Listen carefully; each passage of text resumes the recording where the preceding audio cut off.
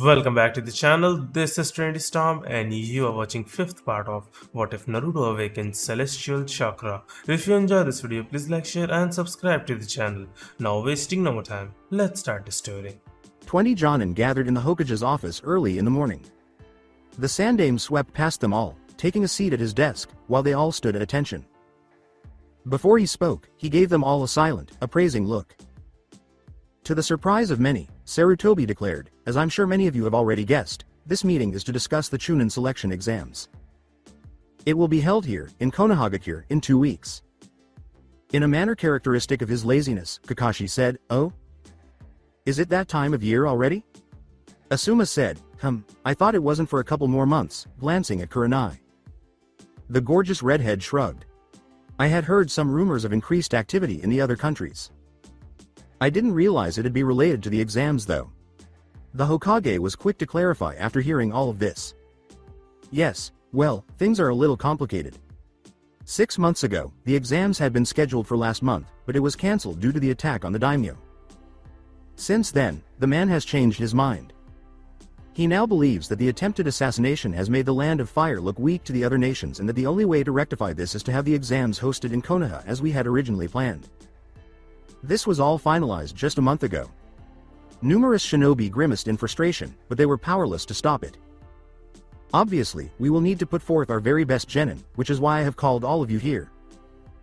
Now then, starting with the Jonin leading our newest genin, Asuma Sarutobi, Kurenai Yuhi, Kakashi Hitaki, do either of you believe your teams are ready for the Chunin selection exam?" The Sandaime asked, giving each of them a serious expression. "Your teams have fulfilled the requirements and are eligible to participate. What say you?" The first person to move forward was Kakashi. Team 7 led by myself, consisting of Naruto Uzumaki, Namikaze, Sakura Haruno, and Sasuke Uchiha, I, Kakashi Hitaki, do hereby nominate them to take the Chunin selection exam. Team 8 led by myself, consisting of Hinata Hyuga, Shino Aburame, Kiba Inuzuka and, by extension, Akamaru, I, Kurenai Yuhi, do hereby nominate them to take the Chunin selection exam. Team 10 led by myself, consisting of Shikamaru Nara, Ino Yamanaka, and Shoji Akamichi, I, Asuma Sarutobi, do hereby nominate them to take the Chunin selection exam. The 3 Jonin made statements that were met with shocked silence. With a devilish smile, Sarutobi said, "Well now, this is quite rare. I do believe this is the first time this has occurred in over 5 years. Do we have any objections?" Unexpectedly, not even Iruka, who was present to record the meeting, spoke. Everyone was aware of the superior strength of the latest shinobi graduating class over the preceding generation. As a matter of fact, Team 7 had been assigned to C, B, and occasionally even A rank missions for the previous few months. This was by no means normal, but many clients had started to specifically request their services as a result of their quickly increasing power and notoriety. The trio had to train even harder to complete the higher rank missions, testing their strengths and abilities daily. The training regimens devised by Kakashi, Zabuza, and Yugo resulted in the genin's rapid growth and ability to match the strength of some of the weaker Tokubetsu Jonin. Nor was it limited to them. As a result of their rising notoriety, which inadvertently raised expectations for the rest of their graduating class, Team 8 and Team 10 were given significantly more C rank missions than the typical genin. And once more, this forced them to grow and train more. It was obvious that they had to move forward. In that case, do we have any other contenders? A number of Jonin came forward to propose their teams while the Sandaime Hokage kept a close eye on them. All forms had been distributed and submissions had been filed quickly. Sarutobi grinned. "Excellent.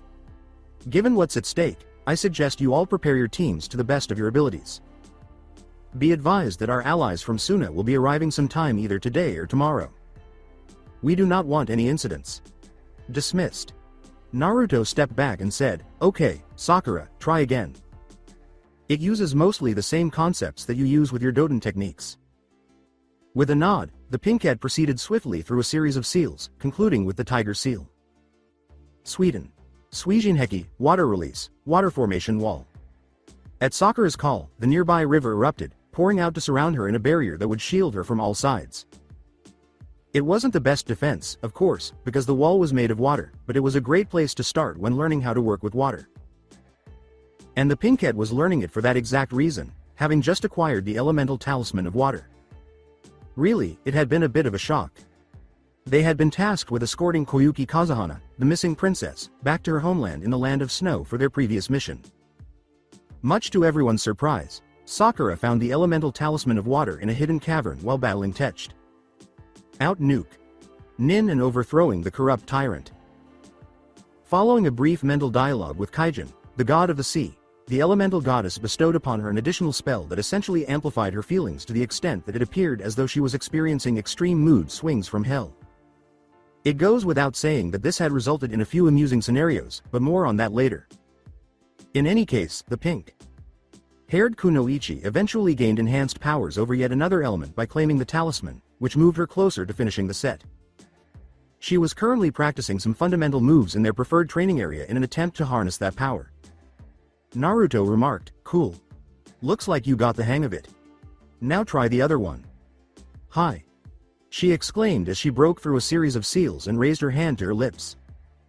Sweden. Mazarapa, water release, wild water wave. This time, the attack came from Sakura's mouth as a highly pressurized stream rather than drawing water from the nearby river and controlling it. It tore a trench through the training area and completely destroyed its target with flying splinters and wood. Her teammate exclaimed, "Nice. Looks like you've got the basics down for Sweden. Keep this up and we can start trying to fuse your elements together to create something new like steam or something. I have a few ideas we could start with." "Steam? You mean by combining fire and water chakra? Theoretically, it should work. I think Gigi mentioned a bloodline involving steam. Probably in Kiri. Yeah, probably. Anyways, I gotta say, you got those techniques down a lot faster than I did." Sakura laughed and bounced up and down like a little child on a sugar high, saying, "It's because of the talisman of water. It somehow made my chakra control even better. Now, I can use even less chakra and still get maximum results. Isn't it awesome?" But she stopped, slapped herself in the face, and pouted with a clear frustration hanging over her head. Damn mood swings. It took Naruto a very long time to control his laughter. The pinkette eventually got out of her funk and returned her focus to her angelic teammate. "By the way, were you able to figure out that idea I had?" "You mean with magnetism?" "Yeah. Still working on it. I've figured out how to create a repelling magnetic force, but making a magnetic barrier or generating an attracting force is proving difficult," said Naruto. He gave her a scroll and said, "Here. That's the only technique I was able to make so far. I'll give you the others once I've worked them out." Sakura chirped, happy and bubbly again as she perused the scroll. "Sue. Wheat. You called it Jishin. Shirazukaru, magnet release, repel. Not a very imaginative name." Rolling his eyes, Naruto said, "Everyone's a critic. Well, it's true. If you can think of a better name, then by all means, tell me. I'll get back to you on that. See? It's not that easy, is it?" As he focused on his own training off to the side, Sasuke couldn't help but laugh at the banter between his two teammates. After several weeks, the Uchiha had become an expert user of the battle chain. He seemed to have been meant to use it from the beginning. "Okay. Let's try that new technique." Sasuke made a hand seal and whirled the battle chain around his body before hurling the arrowhead at a nearby target. Raiden. Chidori Nagashi, lightning release, 1000 birds current. In a matter of nanoseconds, lightning raced down the length of the battle chain, greatly amplifying the arrowhead's penetrating power even before it reached its target. Punk. Alright, give that a huge boost in power. Not only had the chain completely penetrated the wooden target, but it had also made a hole in 2 additional trees that had been behind it. As Uchiha saw the damage, a savage smile appeared on his lips. "Admiring your work, Sasuke-kun?" The appearance of their Jonin instructor, who seemed to appear out of nowhere, startled the 3 genin. Then they scowled together. That's what the one-eyed bastard loved to do to them. It was his unique method of demonstrating that, despite their strength, there would always be someone superior to them. "Here, stealth is the key. I like your adaptation of my Chidori, 1000 birds, technique. Just be careful though. The battle chain is a double-edged sword.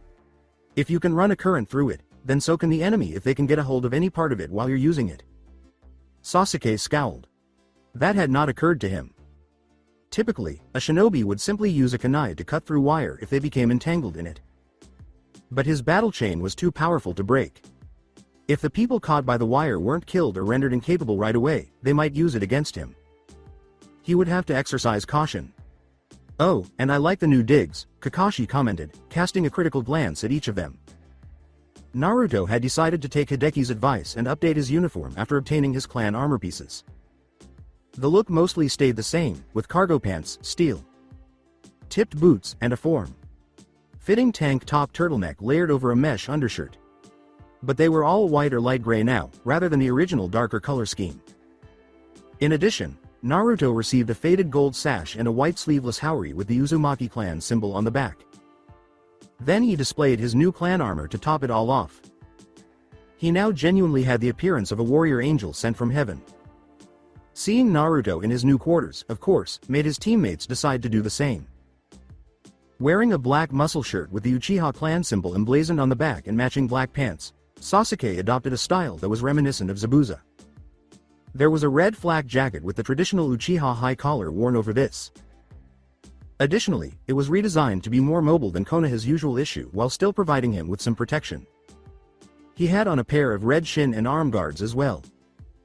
He looked like a badass with his new uniform completed by a crimson sash around his waist and a loosely wrapped battle chain around his chest, which he had been practicing with. It goes without saying that as soon as word got out about Sasuke's new appearance, the number of fangirls in Konoha doubled. Regarding Sakura, the Pinkette chose an outfit that was not only more polished but also incredibly seductive. The battle dress she had worn was gone, replaced by a basic black skirt, spandex shorts, and a sleeveless, red jacket that was only partially unzipped, exposing her fishnet top, lacy black bra, and considerably more developed chest than most would have imagined. Her knee-high boots had taken the place of her sandals, and her pink hair was pulled back into a loose ponytail. At last, she had a pair of red greaves fastened to her shins, but that was the most armor she could don. It turned out that using the Heiken, Fire Fist, technique while wearing arm guards was a surefire way to get burned because the metal heated up each time she performed the move. When she applied the Raken, Lightning Fist, technique, the same problem occurred, but with electrical shocks instead. Sakura was compelled to keep her arms bare as a result, but she was okay with that. "Perhaps you ought to think about modernizing your attire, Kakashi Sensei," Sakura remarked, scrutinizing their instructor. "Your outfit is so generic." With a shrug, the one-eyed Jonin said, "Ma, why mess with what works?" He was thinking, in his mind, of pulling out some bits from his Anbu days. Kakashi grinned and said, "Anyways, I have good news, my little minions." But his students did not reciprocate his good mood. Instead, they simply squinted at him. This was noted by the Jonin. "What? We've learned from experience that what you consider good news often ends up being something unpleasant for us," Naruto complained. "And generally embarrassing too." "That is not true." "Yes, it is," Sakura countered. "Oh yeah? Name one." Name 10 examples." "The fact that you had to increase the number says enough already." It's not like anyone saw Kakashi pout. "Fine. You win. But this is actual good news though. Promise." With his curiosity piqued, Sasuke asked, "Really? What is it?" "Guess. You're going to stop being late? You're going to let us see your face? You're going to let us make a bonfire out of your Icha-Icha?" The thought of even a spark touching his precious made Kakashi instantly pale. To emphasize the last point, he gave them all a fierce look and said, "No, no, and hell no. I've actually nominated the three of you for the Chunin selection exams." That elicited a response. "Wait, really?" Beneath his mask, the one-eyed Jonin smiled and said, "I'm being serious." Then he gave a sheet of paper to each of them. "In 2 weeks, the Chunin selection exams will be held here, in Konoha. If you want to participate, you need to sign those papers and deliver them to either the academy or the Hokage's office by the end of week. If any of you need time to think it over." "No need, sensei." Kakashi gave a blink. All three of his genin signed their documents right in front of him. With the forms in hand, a shadow clone raced off to the Hokage's office after emitting a puff of smoke. They intended to engage in competition. The Jonin chuckled. He clapped his hands and said, "You three are going to destroy the competition." Well, we only have 2 weeks to train and get stronger. I have a few errands that need to be done first, so why don't we meet back here in a couple hours, okay? It's almost lunchtime anyways. Well, I could have a bite to eat, Sasuke scoffed. He glanced at his associates. What do you guys feel like having? Sakura's mouth dropped open. Anything you say, the answer is no. B. But. No, Sakura. Mo. Naruto laughed. How do you guys feel about ramen? Haven't had that in a while. Plus, I'd like to see how the old man and Ayame Nichan are doing. Sure, sounds good. I'm fine with that. I mean, it won't be as good as Sasuke's D. Don't finish that sentence, Sakura. Mo. We'll meet you back here in a couple hours, Kakashi. Sensei. Alrighty then. Ya nay. The elite Jonin vanished in a cloud of smoke, and Sakura, Sasuke, and Naruto left the training area. Their growling bellies accelerated their speed, and in a matter of minutes, the Ichiraku ramen stand came into view. They would soon be stuffing their faces with mouthwatering noodles. If only that particular snotty brat hadn't gotten himself into trouble at that precise moment and was within earshot. Haha. Catch me if you see a. Oh if. Ow. You little shit, that actually hurt. Hey. Lemme go. The 3 genin of Team 7 sighed together. Sasuke scowled and said, it's him, isn't it? Later, a chakra pulse verified it. Indeed, Sakura moaned. 3 potential hostiles. 2 on the ground, 1 up in the tree. How the fuck does he get himself into these kind of situations? He's Konohamaru. That's just what he does. Anyways, we'd better check it out, Naruto murmured. Who knows what kind of trouble he could get in. Despite their complaints, his 2 teammates followed the angel to a nearby building where they watched and prepared to step in if needed to help Konohamaru out of whatever situation he had gotten himself into.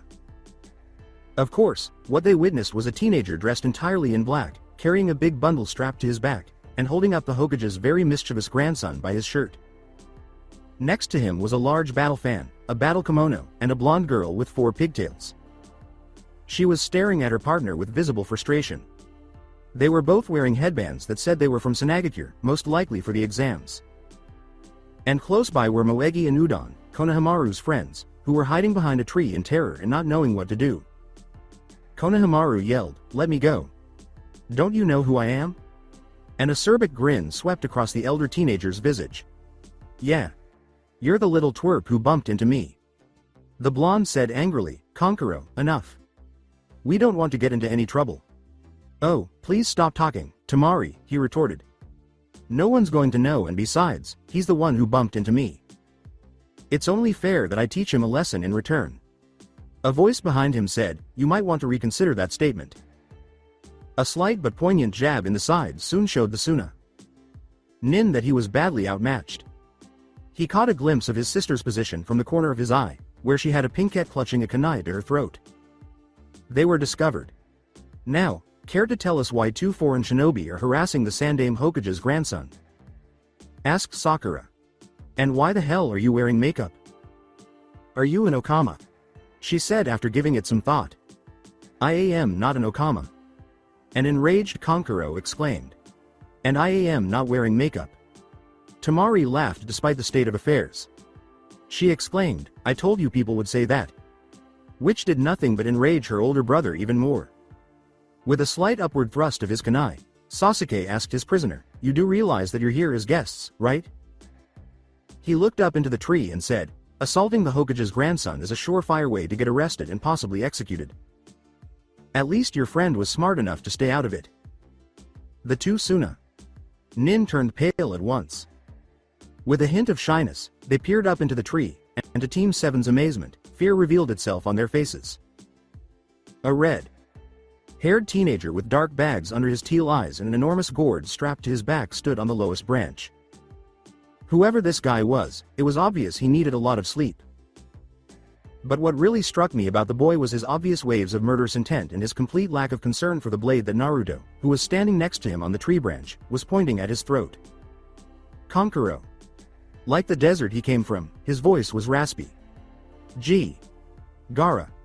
We were just. I was. Be quiet, Kankuro, speak again and I'll kill you." Nobody questioned the certainty that he would carry out that threat. The completely monotonous tone he employed persuaded everyone of his seriousness. Even so, Naruto was taken aback by the boy's audacity to threaten him while holding a sword to his throat. He exudes confidence, perhaps too much. Why? Naruto extended his senses and momentarily let his chakra make contact with Gaara's. And almost fell back in disbelief at what he experienced. This man. He owns Yoki. That implies that, like me, he is a Jinchuriki. He pondered. Meigetsu. Mei. Heim? Hello? Not a reply. Guys, Mei. Heim, where are you? Raise stated, she's not available right now, Naruto. Kun. She's in the middle of something and doesn't wish to be disturbed. The angel was filled with concern. Is she okay? She's fine. Meigetsu is just doing something that requires her full attention and she cannot be disturbed until she is finished. She wanted me to tell you that she's sorry she did not inform you earlier, but it needed to be addressed as soon as possible. Naruto scowled. All right, I get it.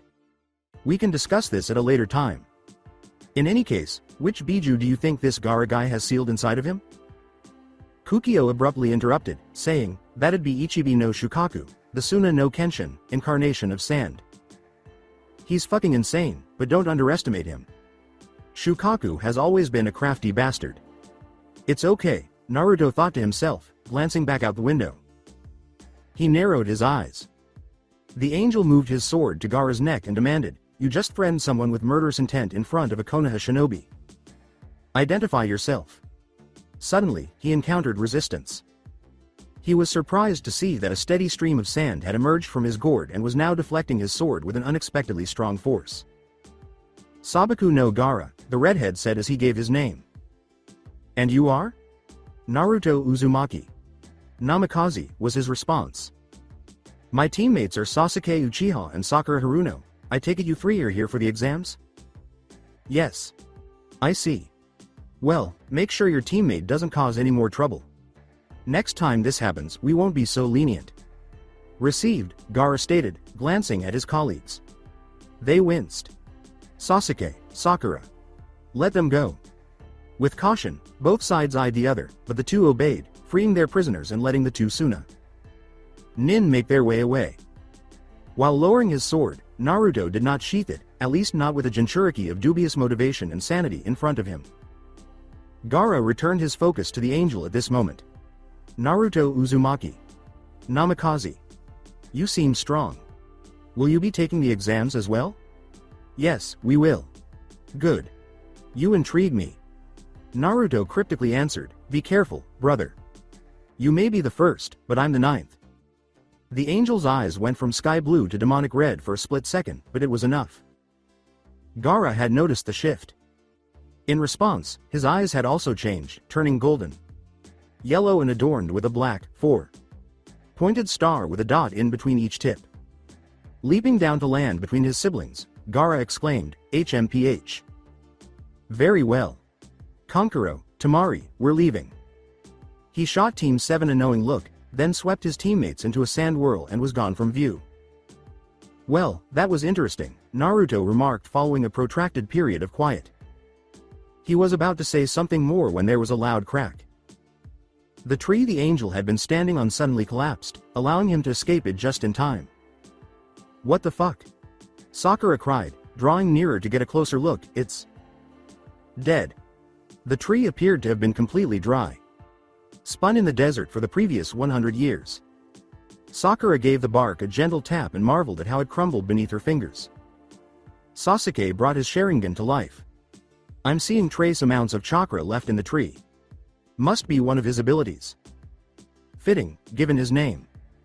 With a frown on his lips, Naruto remarked, he's a Jinchuriki, just like me. He has the Ichibi. Wait, really? Exclaimed Sakura. Yeah. Do you think the Hokage knows about this? Probably, but we should probably tell him just in case. He's dangerous and strong. We'll have to keep an eye on him in the exams. Definitely. Yeah, alright, let's get lunch. I'm hungry. It had only taken 2 weeks, but now it was finally here, the Chunin selection exams. Today was the day. Sakura, Sasuke, and Naruto had pushed themselves to the limit and back in their training. Their strength, power, and ability had increased. And now was the moment to move forward, not just for their careers but also for their legacy. They were prepared. 7 was prepared. From the moment they walked into the academy, that much was clear. The 3 were the top predators in this situation, and whenever they passed, the other contenders felt shivers down their spines.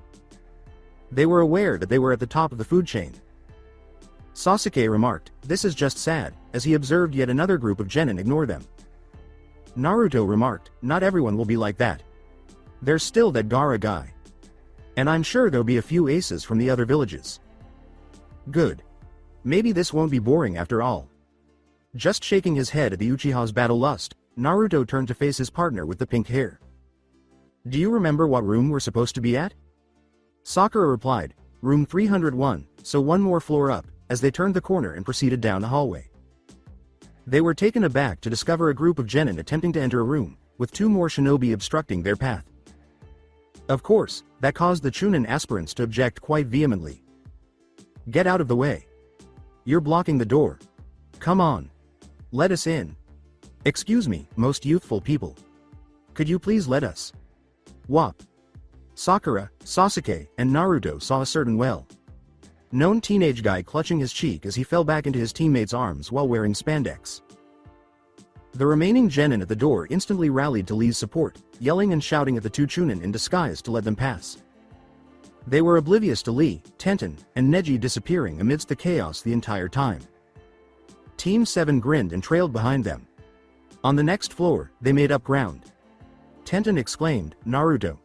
Sasuke! Sakura!" After realizing who was ahead of him. Naruto nodded to the white-eyed teen and said, "Hey, Tenten, Lee. And you must be Neji Hyuga." He was nodded at in return. "Great acting back there. That'll thin the competition a bit." "That was the original plan," the Kunoichi stated. "And anyone who saw our little performance will underestimate us too." "It's a smart strategy," Sasuke said. Sakura inquired, "Whose idea was it?" "It was." Lee yelled, rushing forward to take the pinkette's hand, "It was my plan, Sakura." Chan. His face flushed deep red. "My flames of youth burn brightly upon seeing you in your great beauty. Would you do me the youthful honor of going out with me?" Sakura had seen the spandex wearing shinobi before, and this was not the first time he had essentially hit on her. In either case, her response was the same. She exclaimed, making an X with her arms to emphasize her point, "Hell no. I told you before, Lee. San, my sexy ass belongs to Sasuke. Kun. Until he fucks it, you can't touch it." Lee pouted. With that, Sasuke bolted down the hallway. Everybody else stopped breathing. Does she realize that she basically said she'd have sex with Lee once she's slept with your teammate? Tenten murmured. "I think I know her," sighed Naruto. "We'd better catch up with Sasuke. Come on, Sakura." After a short while, the 2 caught up to their friend and reached their destination. To their surprise, Kakashi was blocking their path, not that he was paying them any attention at the time. He was, of course, deep in his favorite smut literature. With a perverse giggle, he raised an absent finger to deter any questions from his students and closed his book.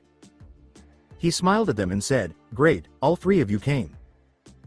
As I'm sure you've guessed, the Chunin selection exams are for teams only. If any one of you had not shown up, the rest would not be able to attend, not that I believed any of you would. You 3 are far too ambitious not to give this a go." Century's greatest understatement. Now, I hope you 3 understand that you're about to partake in a journey that'll forever change your lives. Once you step through those doors, there's no turning back. You'll encounter loads of shinobi, some of which will be as strong or even stronger than you. Are you prepared to face that? Everybody nodded, including the 3. Good. Now get in there and remember, this exam is just as much about showcasing as it is about your career advancement, so stay on your toes, fight smart, and above all else, he cracked a vicious grin. Give them hell. Hi. Naruto said, Sakura, if you would. Oh, with pleasure, Naruto. The Kunoichi exclaimed, raising her fist in return as a green glow surrounded her. Shanaru. Whack. All 3 genin entered the room, and instantly all the shinobi in the room turned to watch them. As the room of Chunin hopefuls glared at the newcomers, killing intent started to fill it. However, they recoiled in shock at the explosion of power they received in return. "What the fuck are you looking at?" declared Naruto, revealing his divine heritage and spreading his angelic wings. Gazing upon what could only be described as a warrior blessed by Kami herself in Genin's room, eyes widened everywhere. If that wasn't enough of a statement, the final Uchiha was standing next to the angel, her fabled Sharingan visible to all, and she was a smoking hot pinkette with flames practically dancing across her fists.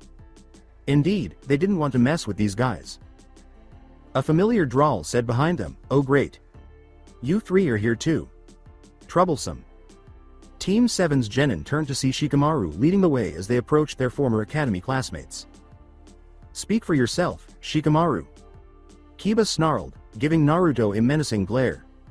"I still have a score to settle with you, Naruto." "No use, dog." Breath, Naruto growled in response. "Everyone here knows how it'll end." "Why you? Akamaru, can you please shut your pet up? He's making a fool out of himself." "Arf. Akamaru. You traitor. Holy shit, forehead." Ino yelled, utterly disregarding Kiba's brutal scolding. "What are you wearing? Is that black lace?" "Like it, Ino. If you got it, flaunt it." The pinkhead exclaimed with a cunning smirk. "And since you're clearly not flaunting it." "What? Everyone knows my boobs are bigger than yours, Miss Flat Chest." Sakura insisted, even going so far as to cup her chest in public. "Oh really? Then what are these? Yours may have been bigger at one point, but not anymore. Face it, Ino. Pig, you're no longer number one. You might as well give up on Sasuke." "Kun." The blonde gave a gasp. "How dare you? Even if your boobs are bigger than mine now, I'm still sexier." "Says who? I don't see any guys queuing up for you." "Same goes to you." "Wrong, Ino. Pig. I have over 30 men fighting over me. In court, maybe. The only fights they're having is to see who gets their restraining order first." "Not true. You calling me a liar?" "Maybe I am. You wanna go, forehead? Bring it on, Ino. Pig." Watching the two Kunoichi buttheads, Naruto asked the other rookies, quite bluntly, did that argument really just happen? Sadly, quite bothersome, Shikamaru sighed. He cast a sidelong glance at Hinata, who had mercifully refrained from joining the absurd quarrel. "Thank goodness you're nothing like them, Hinata." The timid Hyoga was at a loss for words in response to that. Luckily, or unfortunately, depending on who you ask, a cool, foreign voice interrupted Sakura and Ino before they could start the mother of all catfights. Everyone turned to see a tall, glasses wearing, silver-haired shinobi approaching them, saying, "Man, you kids are loud. You know, it might be smarter if you didn't make so much noise. You're attracting a lot of attention and that's not a good thing here." They were, in fact. Not all of the rookies shared the same level of caution towards Team 7, but the majority of Genin participants did. As scores of teams sent their best wishes to Team 8 and Team 10, a sense of murderous intent pervaded the room. Naturally, some saw the attention as an opportunity. Kiba yelled, "Ha! Let them come. I'll kick all their asses." The teenager remarked, confident, "Huh? Or is it arrogance? Either way, with so many participants this year, you won't last long if you keep that up. Many of them might start targeting you and no matter how good you are only one person. You're liable to get your teammates killed." That effectively silenced him. No matter how confident he felt in his strength or how much he liked to brag, Kiba would never intentionally put his teammates in danger. "That seems like you're talking from experience," Sasuke said, squinting. "This isn't your first time, is it? Who are you?" "Attentive," he answered. "The name's Kabuto Yakushi. And this is my 7th time. Is it really that difficult?" "Oh, without a doubt," Kabuto responded. "This will undoubtedly be one of the most difficult things any of you will ever attempt and I can guarantee that most of you will fail." However, he pulled out a card deck. "Perhaps I can help you with that." That made Shino, Sakura, Sasuke, Shikamaru, and Naruto all raise an eyebrow. "And why would you be so willing to give your competitors any information?" replied Naruto. He held up a card from the deck and revealed its face to them, saying, "Come now." We're all shinobi of Konoha. I don't think I could live with myself if I let my little Kahai die without doing my best to help a little. It's blank, Ino declared sternly. Kabuto shook his head and sighed. Obviously. They require my chakra to reveal its contents. Sakura inquired, what kind of information do they hold? With an expectant smile, Kabuto said, whatever I found. I have information on just about everyone here, including yourselves. It was obvious that he wanted to brag. Team 7 looked at each other. Whoever this guy was, he was raising every alarm in their minds, but he also had important information that would help them pass the test. Despite their reservations, in this instance, the advantages outweighed the disadvantages. For now, they would comply. Sasuke took a step forward. You said you have information on everyone here, right? It may not be perfect, but what I do have is accurate. Show me any information you have on Sabaku no Gaara. Sakura? As the pinkette looked around the room, she noticed a kunoichi from Kumo who had pale blonde hair, slanted green eyes, and a deathly aura surrounding her. That girl over there. The blonde from Kumo. Naruto? Naruto was able to avoid looking around at all. He was certain of who he was looking for information on. From the moment he walked into the room, he sensed them, and he knew they sensed him too. The three shinobi in the back left corner. The Daidenshi. With a nod, Kabuto produced 6 cards. Alright, let's see here. First up, we have Sabaku no Gaara. He's the same age as you rookies and hails from Sanagakure. His teammates are Tamari and Kankuro, his siblings. The 3 of them are the children of the current Case Cage. Their mission history is quite extensive for their age, 28C. Ranked and 12B. Ranked. The teenager was astonished. Says here he completed every mission without so much as a scratch. Unfortunately, I don't have any specifics on his abilities since he's a foreign shinobi, but needless to say, he's definitely a top contender here. Next up, we have Yugito Ni of Kumogakure. She's a couple years older, but is widely considered to be the best genin in Kumo. Her mission history is even more impressive than the Suna. Nin. 20D. Ranked, 21C. Ranked, 18B. Ranked, and. Wow. 2A. Ranked missions. That's better than many Chunin. Again, I don't have much on her abilities, but there are rumors that she's highly skilled with Raiden and Kaden. Her teammates are Jiro Agawa and Izumi Yamazuki. The 3 of them are under the leadership of Darui, the right hand of the Raikage. Finally, we have, that's strange. I have next to nothing on the last 3 other than their names. Seigen Daidenshi, Reiko Daidenshi, and Shiso Daidenshi, says here they're from Otogakure, but that's all I got.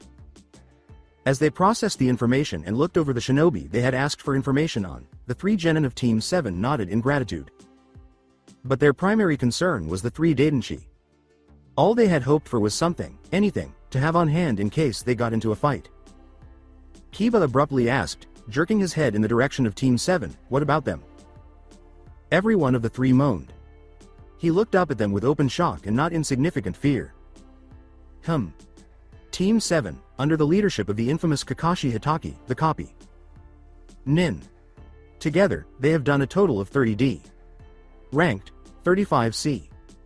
Ranked, 22B. Ranked. Okami. 4A. Ranked missions and an S. Ranked mission? He exclaimed. But you're genin. How? Unusual circumstances, Naruto snapped back. How the fuck did you get to do A? Ranked and S. Ranked missions? Kiba growled. There's no way you're that much stronger than me. The angel growled back, saying, read the facts, dog. Breath. Compared to us, you're just that weak. With a growl, the Inuzuka turned back to face Kabuto. Do you have any information on their abilities? There's no way they're that strong. Kabuto pulled out 3 cards and said, Let me see. Sasuke Uchiha, the last loyal Uchiha of Konohagakure. He is the Genjutsu and Bukajutsu specialist of the team, but is also highly skilled in ninjutsu and taijutsu. Says here that looking into his eyes is guaranteed to trap you in multiple layers of illusions. Then we have Sakura Haruno who, dear Kami. She has affinities for all 5 elements. And apparently, her strength is approaching the level of Tsunade of the Sannin. I would not want to get into a fight with her. Finally, we have, the older teenager's gaze widened. His hands started to tremble. There were whispers and murmurs as soon as it was announced that Naruto Uzumaki, Namikaze, the Angel of Death, had arrived. He's the son of the late Yondaime Hokage and the Angel of Vengeance. He is skilled in Kenjutsu, Taijutsu, and Ninjutsu and has fully activated his legendary bloodline, Tentai, Heavenly Body. He also has in his possession Tenyu, Divine Grace, and Mugetsu, Moonless Night, weapons rumored to have been sent to Earth from the gods themselves. Sakura, Sasuke, and Naruto all grimaced at having so much personal information exposed. Even though they had been flaunting their skills earlier, nothing about them had really been revealed by their small display. But now, with narrowed eyes, Naruto thought, this guy is really suspicious. Our mission report files would not be accessible to a genin in any way. My parents' identities are also under secrecy. How did he manage to obtain it? It's probably a spy then, Kukio said in a voice that was unusually serious. Stay on your toes, brat. Looks like things are going to heat up soon. Roger. Taking a quick look around at his teammates, he realized that they were probably just as suspicious of the silver-haired teen and had concluded, like him, that he was a spy. Sadly, they would have to wait until later to take action against him, especially with so many weaker potential hostages in their immediate vicinity. If things went violent and they took action right away, it would be a political debacle. Fortunately, there was a big puff of smoke at the front of the room before anyone could light anything. A heavily scarred man led 14 Chunin that emerged from the smoke. With a voice full of authority, the scarred man growled, "All right, you maggots, pipe down and listen up. My name is Ibiki Morino, the examiner for the first part of the Chunin selection exams. Now for those of you too stupid to understand what that means, it means that I am the ultimate authority here for the next hour. You will all listen to my rules and anyone who disobeys me will be failed alongside their team. Do I make myself clear?" With the exception of the strongest, almost everyone swallowed hard and nodded in an attempt to deal with the man's apparent waves of murderous intent. Now, to begin, each of you will come up here and take a number. You will be assigned a seat accordingly and only then, once everyone is seated, will we begin the written exam.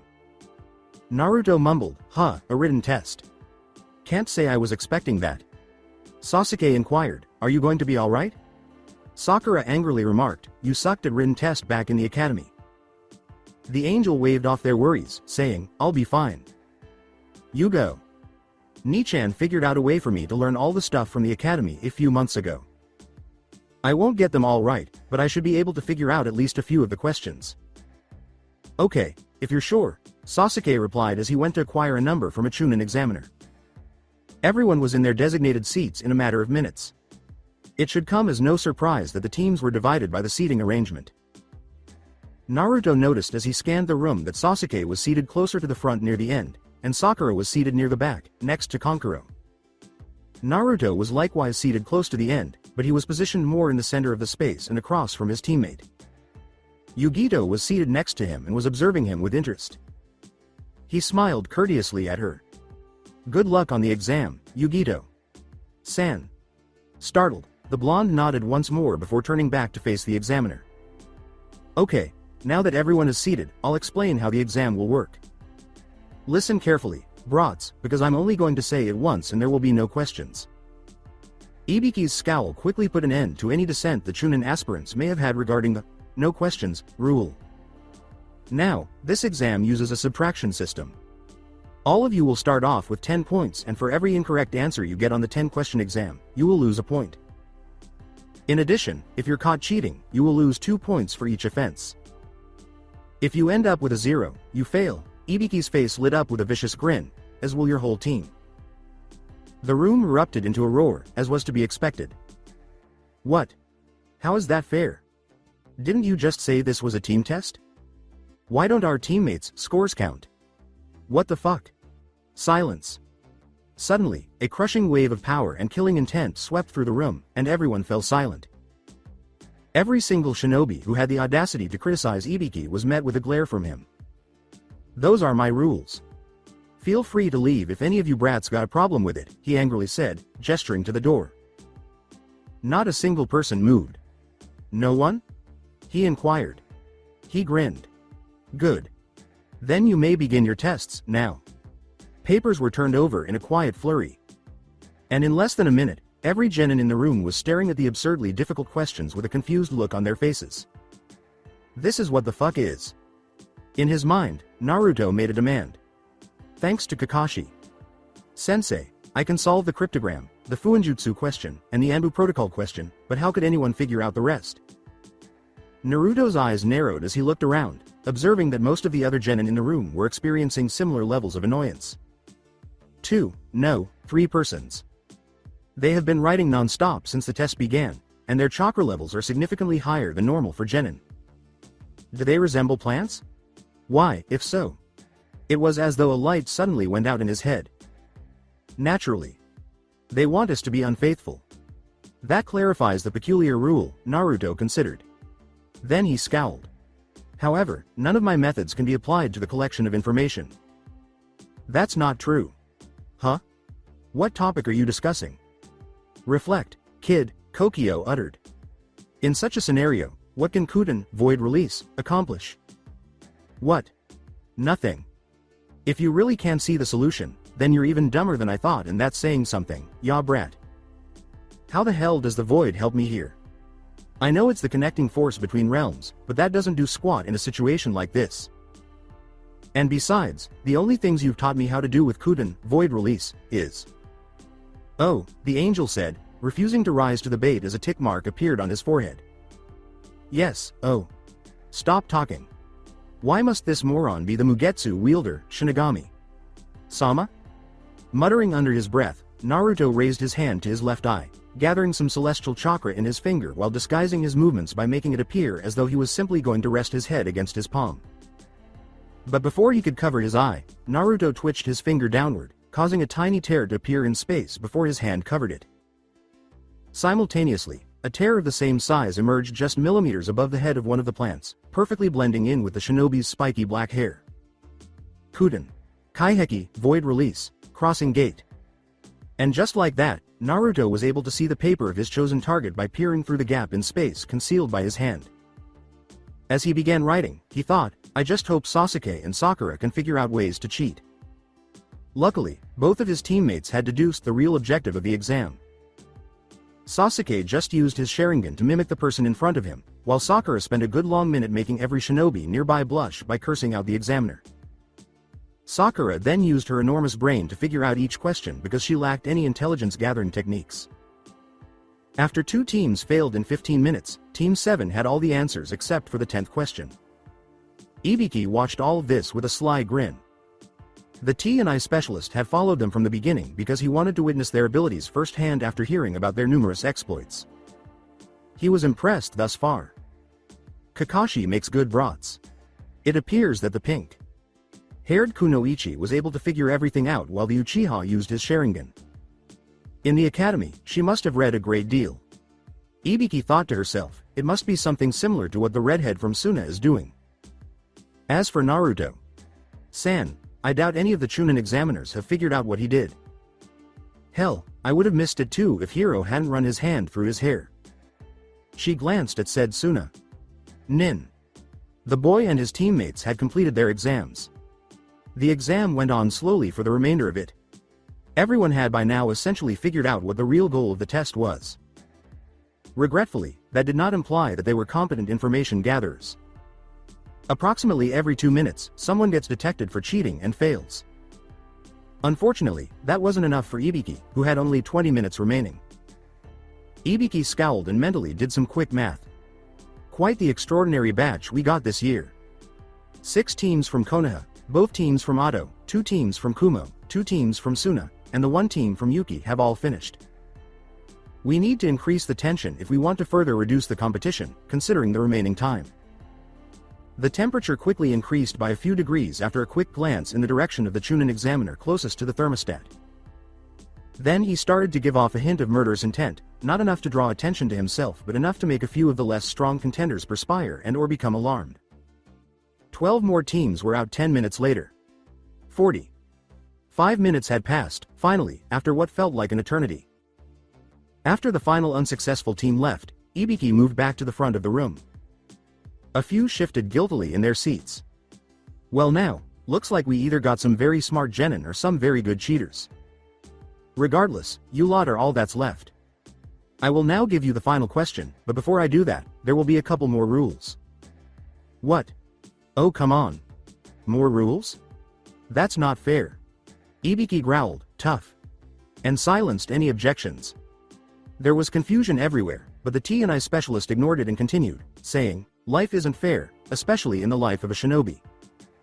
Now, if you brats are done, I will now explain the rules of desperation. The first rule is that you must decide whether or not you wish to take the 10th question. Kiba exclaimed from the back, what the hell does that mean? Of course we'll take it. Tamari insisted, wait. What happens if we choose not to take the question? Her anxiety was not alleviated by the devilish smile she received in return. Ibiki immediately caused a commotion when she said, if you choose not to take the final question, your score will immediately be reduced to 0 and you and your teammates will fail. What? You gotta be kidding me. If that's the case, of course we'll take the question. Ibiki calmed down the enraged shinobi with, but there's still one last rule, should you choose to take the question, but answer it incorrectly, then that person will lose the right to ever participate in the Chunin selection exams ever again. Kiba exclaimed, what kind of stupid rule is that? There are genin here that have taken this test before. So it seems like you guys are just plain unlucky. The T&I specialist scoffed. This year is my year. I make the rules. Here, I am Kami. Now, make your decision and be prepared to face the consequences. That's when the culling started. People raised their hands one by one and left, determined not to miss their opportunity to become Chunin. To be honest, it was depressing to watch. Naruto watched everything with a passive expression on his face, but deep down, he was disgusted by how many shinobi lacked a strong backbone. That's just sad, they run from a paper test. Honestly curious, Kukio asked, you going to say something? No, I should not, was Naruto's response. These exams carry a high risk of death, so if I push the weaker candidates to finish, I'll be responsible if they are injured or lose their lives. It's better if they give up now, get stronger, and return the following year. Makes sense, Naruto. Kun, Raisei remarked. I was actually going to advise you to say something, but your reasoning has changed my mind. Chan, why did you initially want me to say something? You'd be surprised the number of allies one can make from a single inspirational speech. Regardless, the enemies you will be facing in the near future will undoubtedly be strong and it would not be wise to recruit those who are not yet ready for it. I got it. Heads up, brat. Looks like things are about finished here. Naruto turned back to reality and saw that only slightly more than half of the remaining genin candidates remained. Obviously, none of his teammates nor the other rookies had left. 9 Konoha teams, 3 from Suna, 3 from Kumo, 1 from Yuki, 2 from Ado, 4 from Kusa, 2 from Taki, 2 from Kiri, and 4 from AIM were the only teams still in the room. 90 shinobi left in all. Is that everyone? Ibiki questioned, escalating his desire to kill once more. This is your final chance. Funny enough, a quarter of the people in the room flipped him the bird in return. Ha, cheeky brats, the man with scars chuckled. Very well. For those of you who stayed, congratulations, you have passed the first part of the Chunin selection exams. A stunned silence. Everyone simply looked in shock at the man. And they were just thinking, are you fucking kidding me? Non-stop. The utter chaos that followed. What the fuck? What do you mean we passed? Was it all just a joke? What about the first 9 questions? What the hell is going on? Silence. The room fell silent once more, in front of Ibiki's imposing presence and his crushing killing intent. Before he spoke, he gave everyone who had been yelling a fierce look. I'm sure by now, all of you have figured out the true point of the first 9 questions. Information gathering. An essential part of any kind of mission.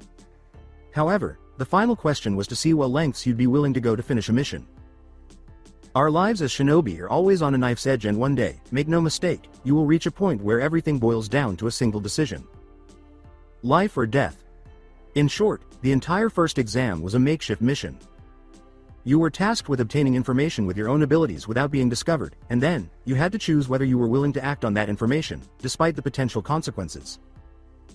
The idea of losing your chance to take this exam again mimics the possibility of death, but all of you made that choice to push forward. That proves you may have what is necessary to survive the challenges of being Chunin. He grinned. With that said, I extend my heartfelt congratulations for passing the first exam and I wish you all luck in the next street. Whack. Everyone started to jump and draw their weapons as soon as a large black blur appeared through the window, interrupting Ibiki's speech. Their examiner, on the other hand, just sighed. She's early, he complained, taking a step back to prevent a blow. The room opened up to reveal a certain attractive T&I specialist and snake summoner with a banner reading, the forever sexy and tragically single proctor of the second exam, Anko Midarashi. As soon as the black blur reached the center of the space, Ibiki grimaced. Anko, you're early. Again. The kunoichi glared and protruded her tongue at her colleague with maturity. She looked around the room and raised an eyebrow, saying, whatever. 90? You let 30 teams pass? You're losing your touch. Hardly. This year, we have some rather outstanding candidates. Cries of alarm rang through the room, but Anko turned to face the crowd and neither examiner paid them any attention. Bah, that's fine. I'll cut them down by at least half in the second test. Alright, maggots, listen up. For those of you too stupid to read, my name is Anko Midarashi, the proctor for the second test. All of you will now follow me to training ground 44. Make sure you keep up, if we don't get there in the next 15 minutes, I'll castrate whoever's slowing us down. It goes without saying that made everyone move. Before long, everyone was gathered outside the sizable training area that was enclosed by fencing. Many genin were shivering down their spines because the entire place smelled of death. A rational man would never have ventured into such a desolate location, but Anko, being the usual unsettling Anko, simply took it all in and grinned. Oh. Don't you just adore that scent? She asked, inhaling deeply once more. Death, decay, and hopelessness, ain't a place in the world that has it like this. A shaky shinobi asked, Where are we? We are at my favorite playground. It also just so happens to be the stage for the second exam, she said. Welcome to hell, maggots. Welcome, to the forest of death. Anko exclaimed, a bloodthirsty smile spreading across her lips. Well. I hope you maggots are ready for a trip to hell. For the next 5 days, you all will partake in the ultimate survival exercise. Each team will be assigned to one of the 44 gates surrounding the training grounds and at my signal, you will enter and attempt to reach the tower at the center, which is about 10 kilometers. Along the way, you'll need to use every weapon, technique, and dirty trick in the book to survive. Drop your guard for even a minute, and mark my words, you will die. Just as she was about to make her point, a loud, beastly roar from far inside the training grounds suddenly pierced the atmosphere. Numerous genin swallowed. Somewhat unnervingly, Anko joked, oh. Looks like they're hungry. They can probably smell all the fresh meat. Anyways, while you're in there, you brats will be competing in a number. Rules scroll battle. A single genin asked, scroll? Anko held up 2 scrolls to demonstrate his point. Are you deaf? Yes, I said scroll. Each team will receive a scroll with the words, heaven, or earth, on them. To pass the second part of the Chunin selection exams, your team will need to obtain both scrolls and reach the tower before the 120-hour time limit is up. Since there are 30 teams, that means 15 of you will get a heaven scroll, and the other half will get an earth scroll.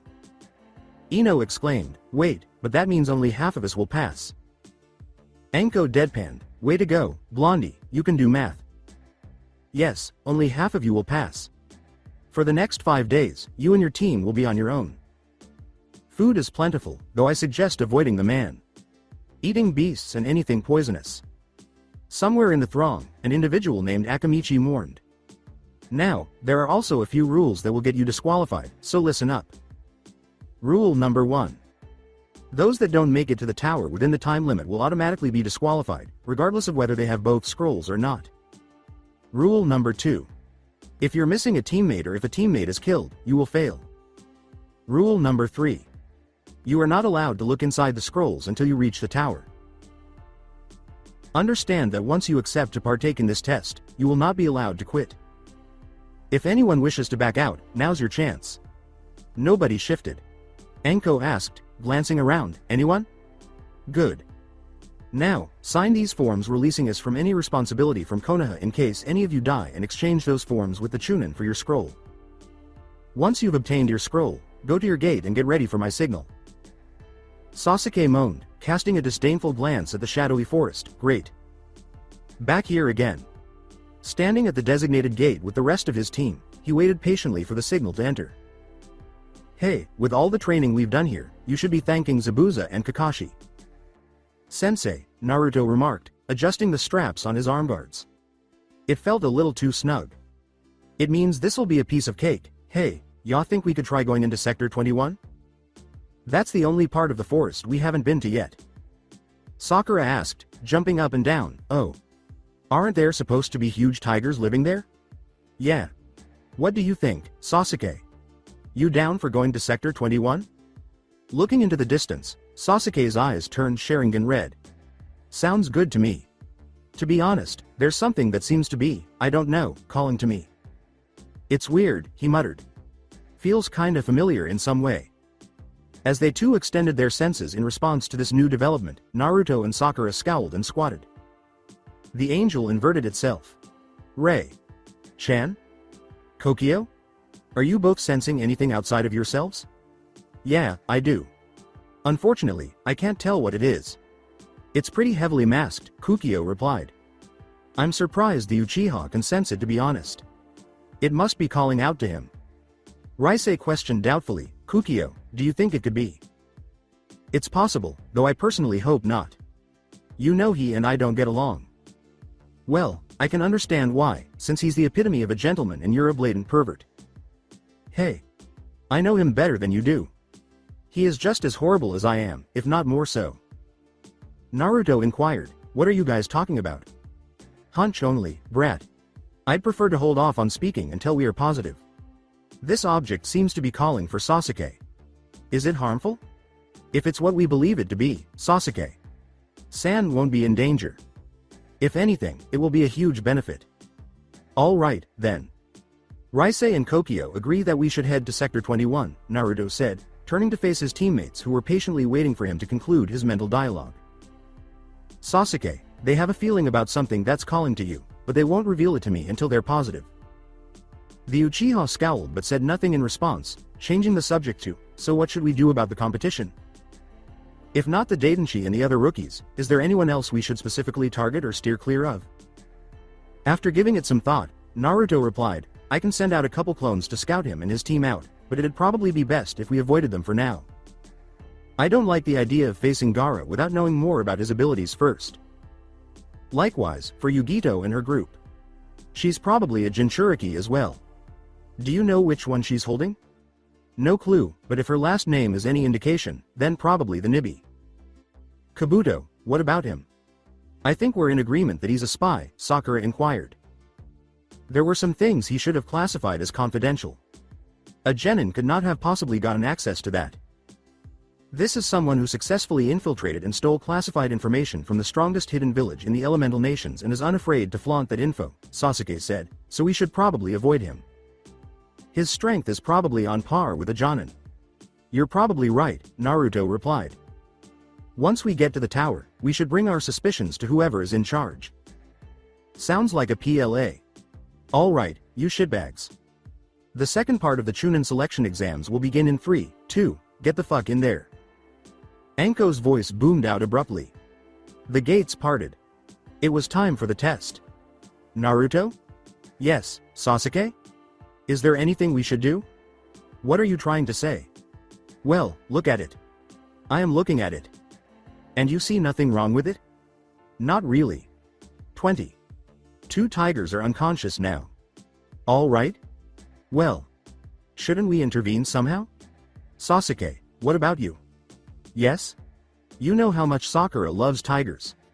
Yes. And? So, do you think she'll vent her resentment on someone if we decide to interrupt her abruptly and she hasn't had enough? What method do you think she would use? She'd kick your ass and then demand I fuck hers. And in the event that you decline? She'll. Gulp. She'll want to fuck mine. Exactly. Thus, pose the question to yourself once more. Do you believe we ought to intervene? Not at all. I appreciate Naruto talking some sense into me. Anytime, Sasuke. After suffocating and knocking out her latest victim, Sakura was left with just one last tiger in the clearing, who was now backed against the river. The two boys returned their attention to the decidedly bizarre scene in front of them, discovering 20. 2, sorry, 20.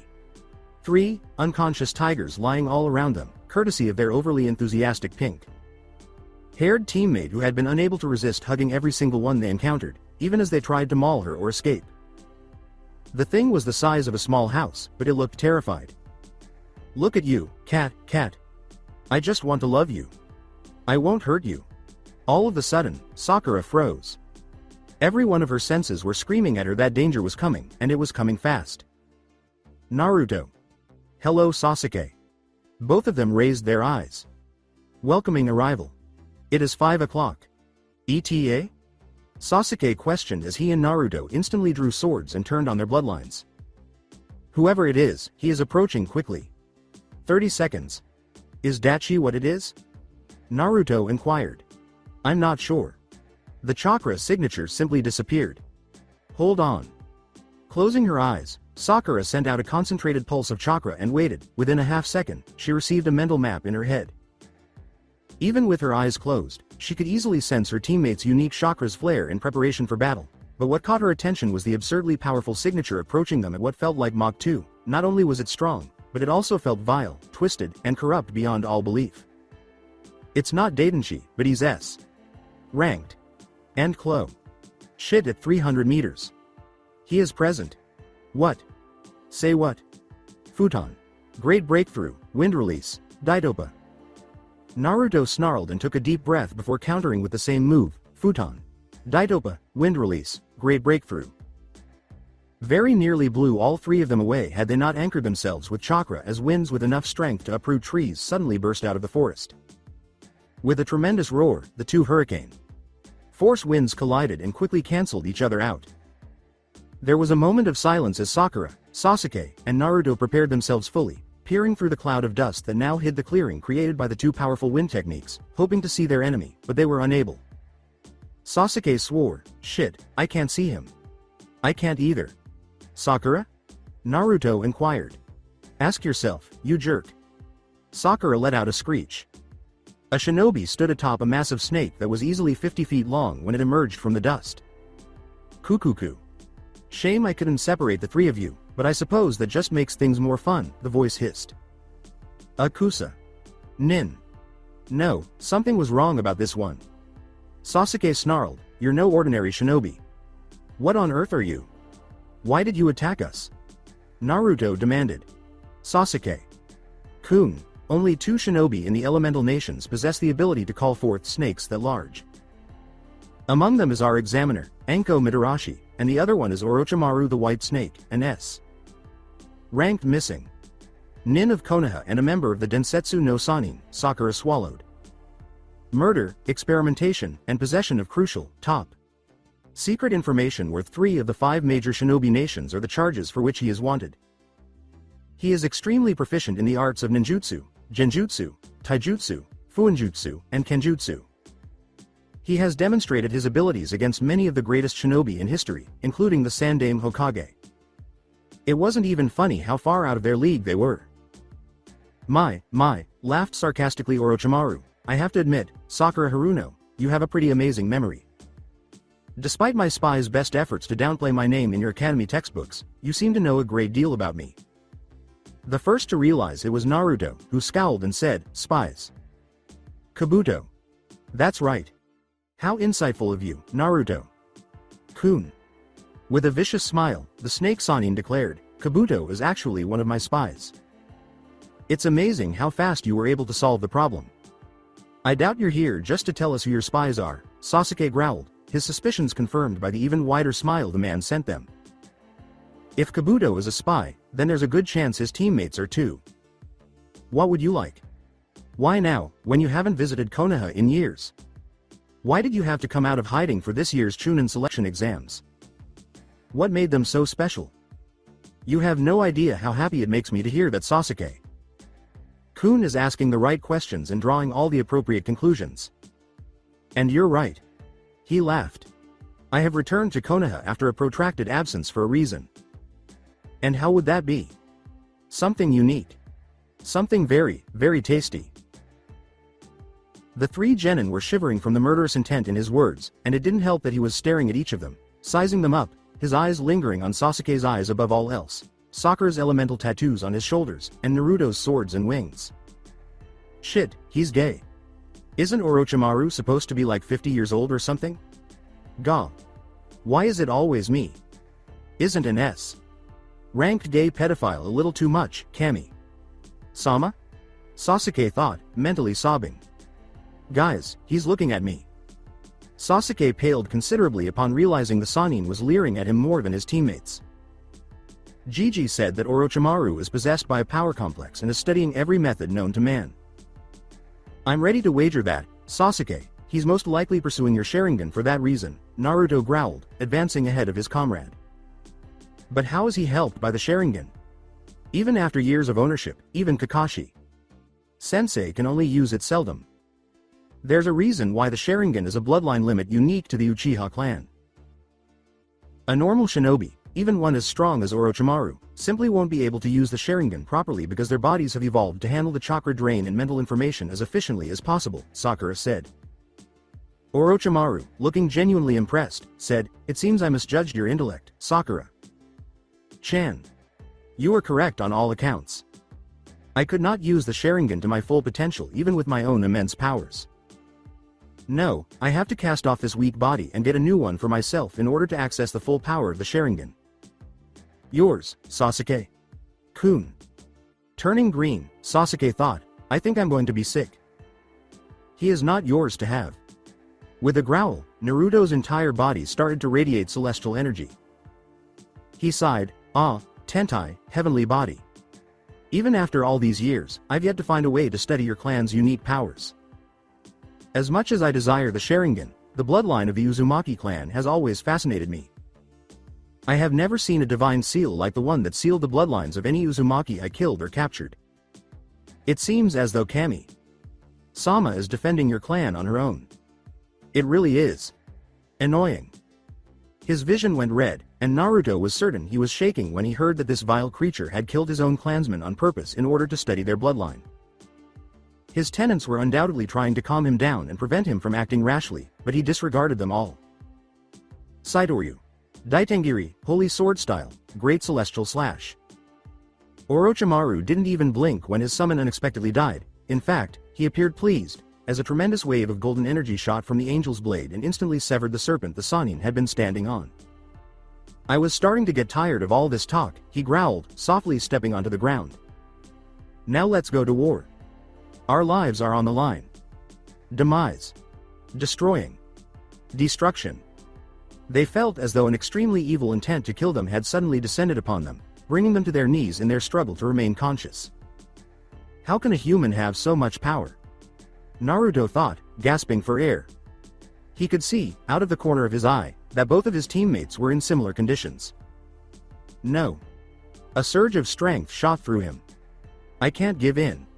I won't. He stood, even as his entire body strained at the deed. Not letting Naruto face the enemy alone, Sasuke and Sakura felt a new wave of determination and energy flow through them, seeing their teammates somehow stand even in the face of such overwhelming power. Team 7 always stuck together, in life, battle, and death. They refused to back down. Sakura suddenly pushed herself onto her feet and swung her fist at the enemy, roaring as her fist burst into flames. Simultaneously, Sasuke's hands crackled with electricity, and Naruto's fist glowed a bright gold. Fire Fist, Hekken. Raiden. Raikoho, Thunder Roar Cannon, Lightning Release. Hoshiakari, Holy Release, Starlight, as on Sidon. Orochimaru could only chuckle merrily in the face of elemental death. Excellent. He said, slackly sidestepping their blows, even Anbu have yielded to my murderous intent. See what more the three of you can accomplish. He moved between them in an instant, knocking them back with a fist slam that struck their stomachs.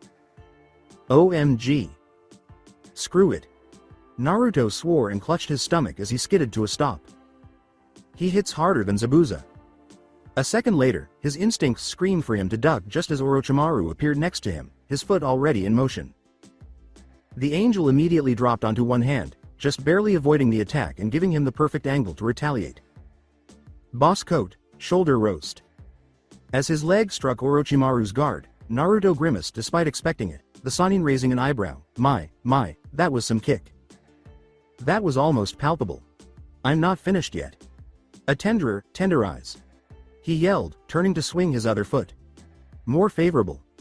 Orochimaru laughed, once again blocking Naruto's attack before suddenly grabbing hold of the teen's foot. But still not good enough. You'll have to do better than that, Naruto. Kun, Sasuke. Kun. He swung him around and slammed him into Sasuke, who was trying to sneak up from behind. They hit the ground in a tangled heap. Then would you mind trying me out? To his left, a voice called out, Raken, lightning fist. Sakura unleashed a devastating burst of millions upon millions of volts of electricity, causing a bright flash and a loud, thunderous roar as the lightning tore across their battlefield, engulfing its target completely in its destructive light. There was no sign of the man at all. Sakura inhaled deeply. Ha. Did I get him? Naruto winced and slowly stood up, saying, it'd be nice, but I doubt it. He's S. Ranked for a reason. Many hidden shadow snake hands, or Senei Tajushu. Slow down. Kaden. Gokakyu no Jutsu, fire release, great fireball technique. Yelled Sasuke. Before Uchiha's enormous fireball destroyed dozens of hissing serpents, but some managed to escape. Fucking hell. I'm caught, Sakura. Let me go, you sick fuck. The pinkette, trying to escape the snakes that were trying to suffocate her, screamed, Doden. Kyojin Chikara, Earth Release, Titan's Might. When a green glow engulfed his captive, Orochimaru scowled and laughed, give it up, Sakura. Chan. It's not an Iryo ninjutsu, even though it's colored that way. How curious. Orochimaru then turned his attention back to the pinkette, who had started to fight his snakes with newfound vigor. My chakra is supporting those snakes. You cannot possibly break through. The Sannin was astounded, saying, what monstrous strength. Grab this. Sakura yelled, her fist flaming and rearing back, Kyojin no Funka, Titan's eruption. As she fell toward Orochimaru. The pinkette's fist struck the ground, and Orochimaru saw the danger and leapt away just in time to prevent it. Immediately after, roaring flames burst from the fractured cracks surrounding the girl, and the snake Sannin unleashed a hail of shuriken and kunai in retaliation, all the while breaking through hand seals. Cage Shuriken no Jutsu, Shadow Shuriken Technique. Suddenly, there were 24 projectiles instead of 200, all aimed directly at Sakura. Jishin. Shirazukeru, Magnet Release, Repel. Sakura's body released a burst of electromagnetic energy that deflected every single kunai and shuriken off course. Even with the sudden burst of extra speed Naruto gave them, Orochimaru easily avoided some of the ones that were even sent flying back at their owner. Fuck, he moves too quickly, growled Sakura. How the hell are we supposed to win this if we can't even touch him? Running through seals, Naruto said, we can't win. At least, not by ourselves. But if we can create enough of a commotion to get ANBU's attention, we might stand a chance. Sasuke. Got it. Futon. Shishi Otakebi, Wind Release, Lion's Roar. Kaden. Karyu Enden, Fire Release, Fire Dragon Flame Bullet. Doden. Doryuheki, Earth Release, Earth-Style Wall. Suddenly, a big chunk of earth erupted from the earth, providing Orochimaru with protection from the intense burst of vivid blue, nearly white flames. The earthen shield creaked beneath the attack, and for a split second, Orochimaru truly believed it might crack through. However, the flames subsided after a half-second. Amazing, the Sannin mused. How powerful each of the three of them is. Let's see how far they can go. He finished his move, letting the rock wall collapse as he got ready to confront the two boys again, only to see Sakura, who was glowing green again, standing in front of him. Kyojin no Itsuchi, Titan's Warhammer. Sakura's improved punch actually blew a hole through her opponent, and for a split second, she was overjoyed. But then she felt an elbow to the stomach and a roundhouse kick to the head, which sent her flying into the harsh ground next to the mud clone Orochimaru had replaced. She spat out a wad of blood and glared at the smirking Sannin, saying, Gia. Fuck. Come on. She growled. She was surprised that even with her increased strength, her fist did not give in as it slammed into Orochimaru's guard. Sakura persisted in her attack, launching dozens of punches, kicks, and combos at her adversary, all of which were parried or sidestepped by him. Playing with each one of them. They would all be dead in an instant if he so desired. He would come to regret underestimating her and her teammates. Sakura abruptly changed strategy and grabbed hold of Orochimaru's arm after slamming a haymaker into his apparently impenetrable guard once more. She pulled the startled Sannin in her direction and forcefully struck his nose with her broad forehead, temporarily blinding him. She then delivered a hard yank that dislocated his arm, a knee to his gut, and an uppercut that sent him hurtling skyward, where he was confronted by Naruto and Sasuke, both of them brandishing weapons and ready to fight. Steel came into contact with flesh. Naruto and Sasuke successfully struck their opponent's vital areas with their attacks, only to discover later that the Sannin had replaced them with yet another mud clone. As the two cursed and looked around to find the slick bastard, Naruto was unexpectedly struck from behind. The angel faltered and tensed for a split second, bracing himself for what would have been an absolute thrashing if Sasuke hadn't stepped in and started fighting up close range. Sasuke emerged from below, kicking with his right leg in a roundhouse motion and then his left leg in a hook kick. The Uchiha was unfazed by the fact that they were unconnected.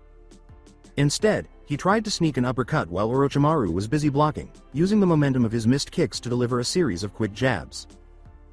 Unfortunately, the Sannin quickly realized that the Uchiha was using a trick and grabbed him by the wrists while grinning mockingly. This left Sasuke vulnerable, which his teammates quickly exploited. A hasty duck by Naruto caused his swing at their enemy's neck to miss, but in the process, Orochimaru's head was squarely in Sakura's glowing green fist's path. Haha. Team 7's three members grinned as Orochimaru took off again and struck a nearby tree. "Shanaru!" exclaimed Sakura. "We got him." Naruto grinned. "Oh, I bet he felt that one."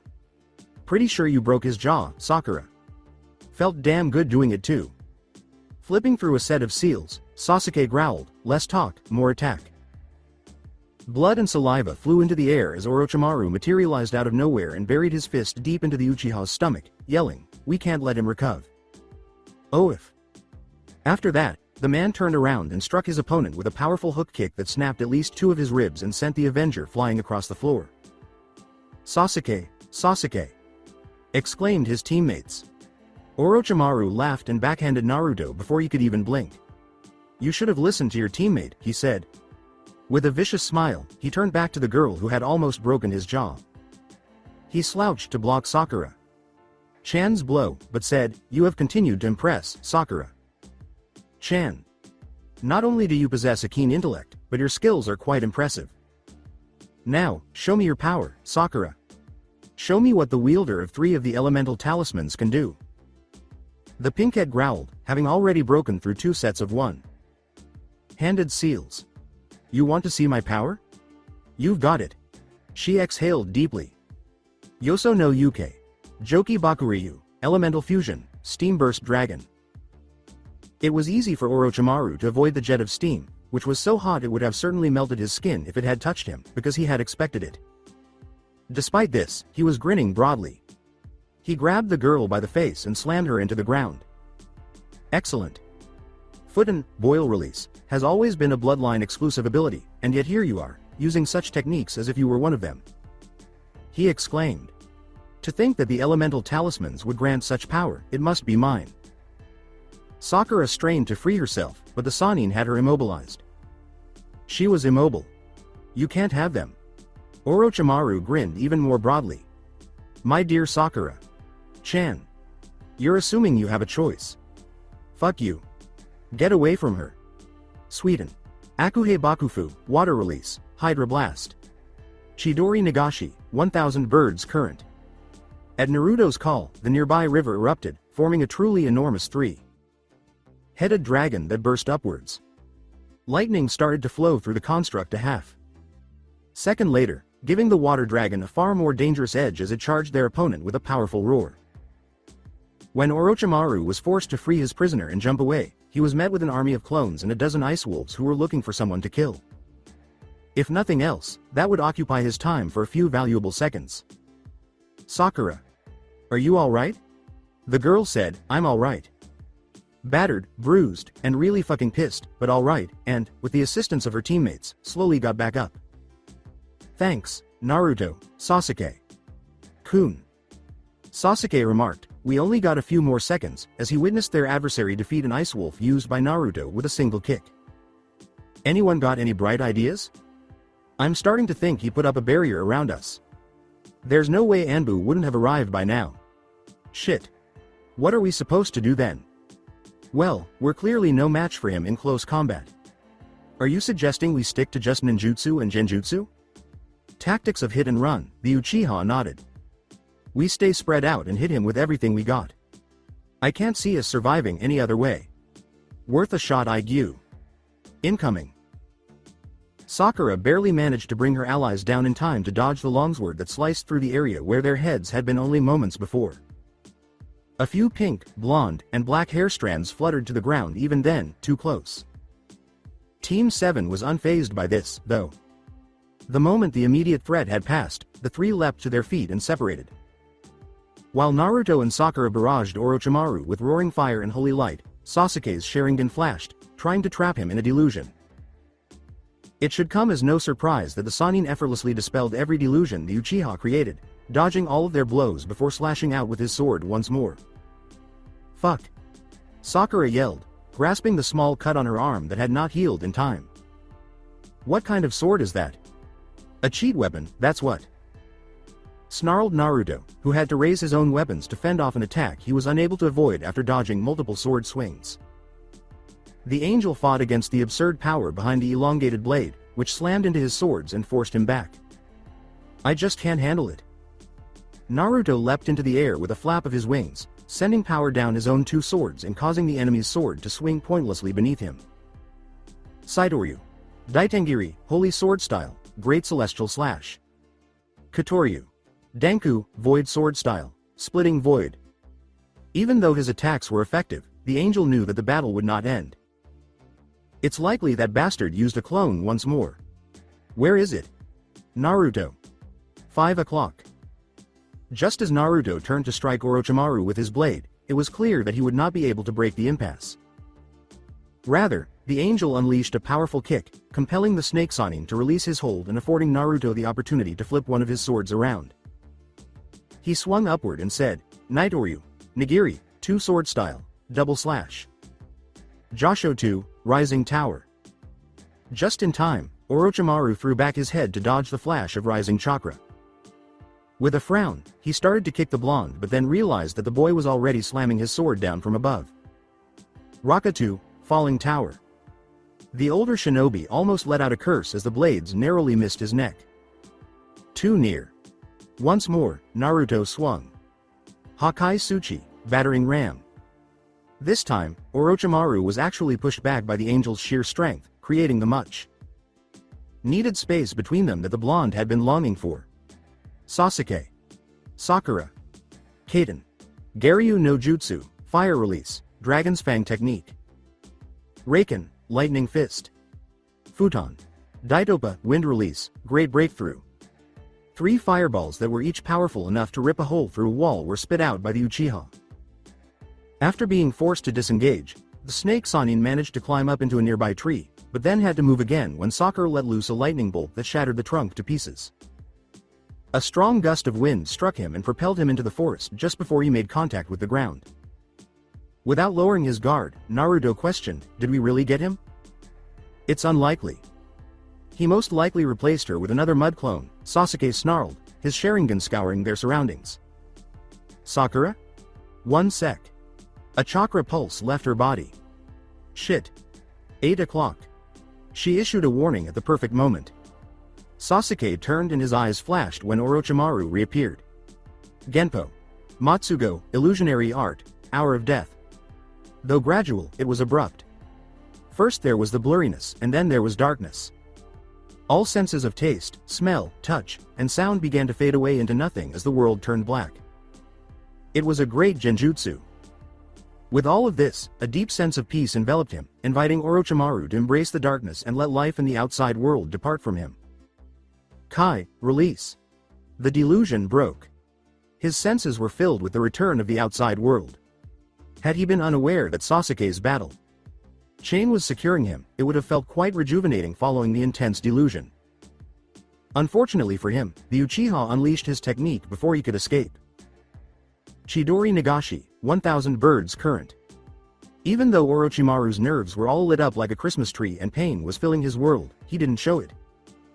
Rather, the snake Sannin released one of his arms, seized the battle chain, and spun the Uchiha around with his snake. Like dexterity. Watch out. He didn't move fast enough. Before his teammates could respond, Sasuke launched himself at them, sending them all sprawling onto the ground in a tangle of bodies. Their bodies ached as they gradually raised themselves. They were in the final stretch. Orochimaru grinned. "Looks like you three are finished now," he said with a wink, approaching them cautiously. It felt like taking on a predator that was ready to make its kill. "I must admit, I'm very impressed. Such potential. Such power. Saiden, Holy Release, Kuden, Void Release, Yoso no Yuke, Elemental Fusion, Sharingan, Tentai, Heavenly Body, and the Divine Swords Tenyu and Mugetsu, truly magnificent. I was right, I want you all." He was drawing nearer. Too near. His expression was satisfied as he carefully opened multiple seals with his hands. Clearly he was drinking in their fear, savoring the moment. He even closed his eyes at one point. He was so full of himself that he didn't see the red fireflies swarming around him. Kaden. Hotarubi. Bakuhatsu, Fire Release, Firefly Light, Explode. For a split second, the fireflies erupted with a brightness comparable to that of a tiny bomb. Completely unprepared, Orochimaru was sent hissing in agony as he hurtled back into the forest. Naruto whispered, "That technique," his eyes wide with recognition. A voice to his right said, "We thought you could use some assistance, Creator." San. Turning around, Team 7 saw Team 8 approaching them, their faces showing tense concern.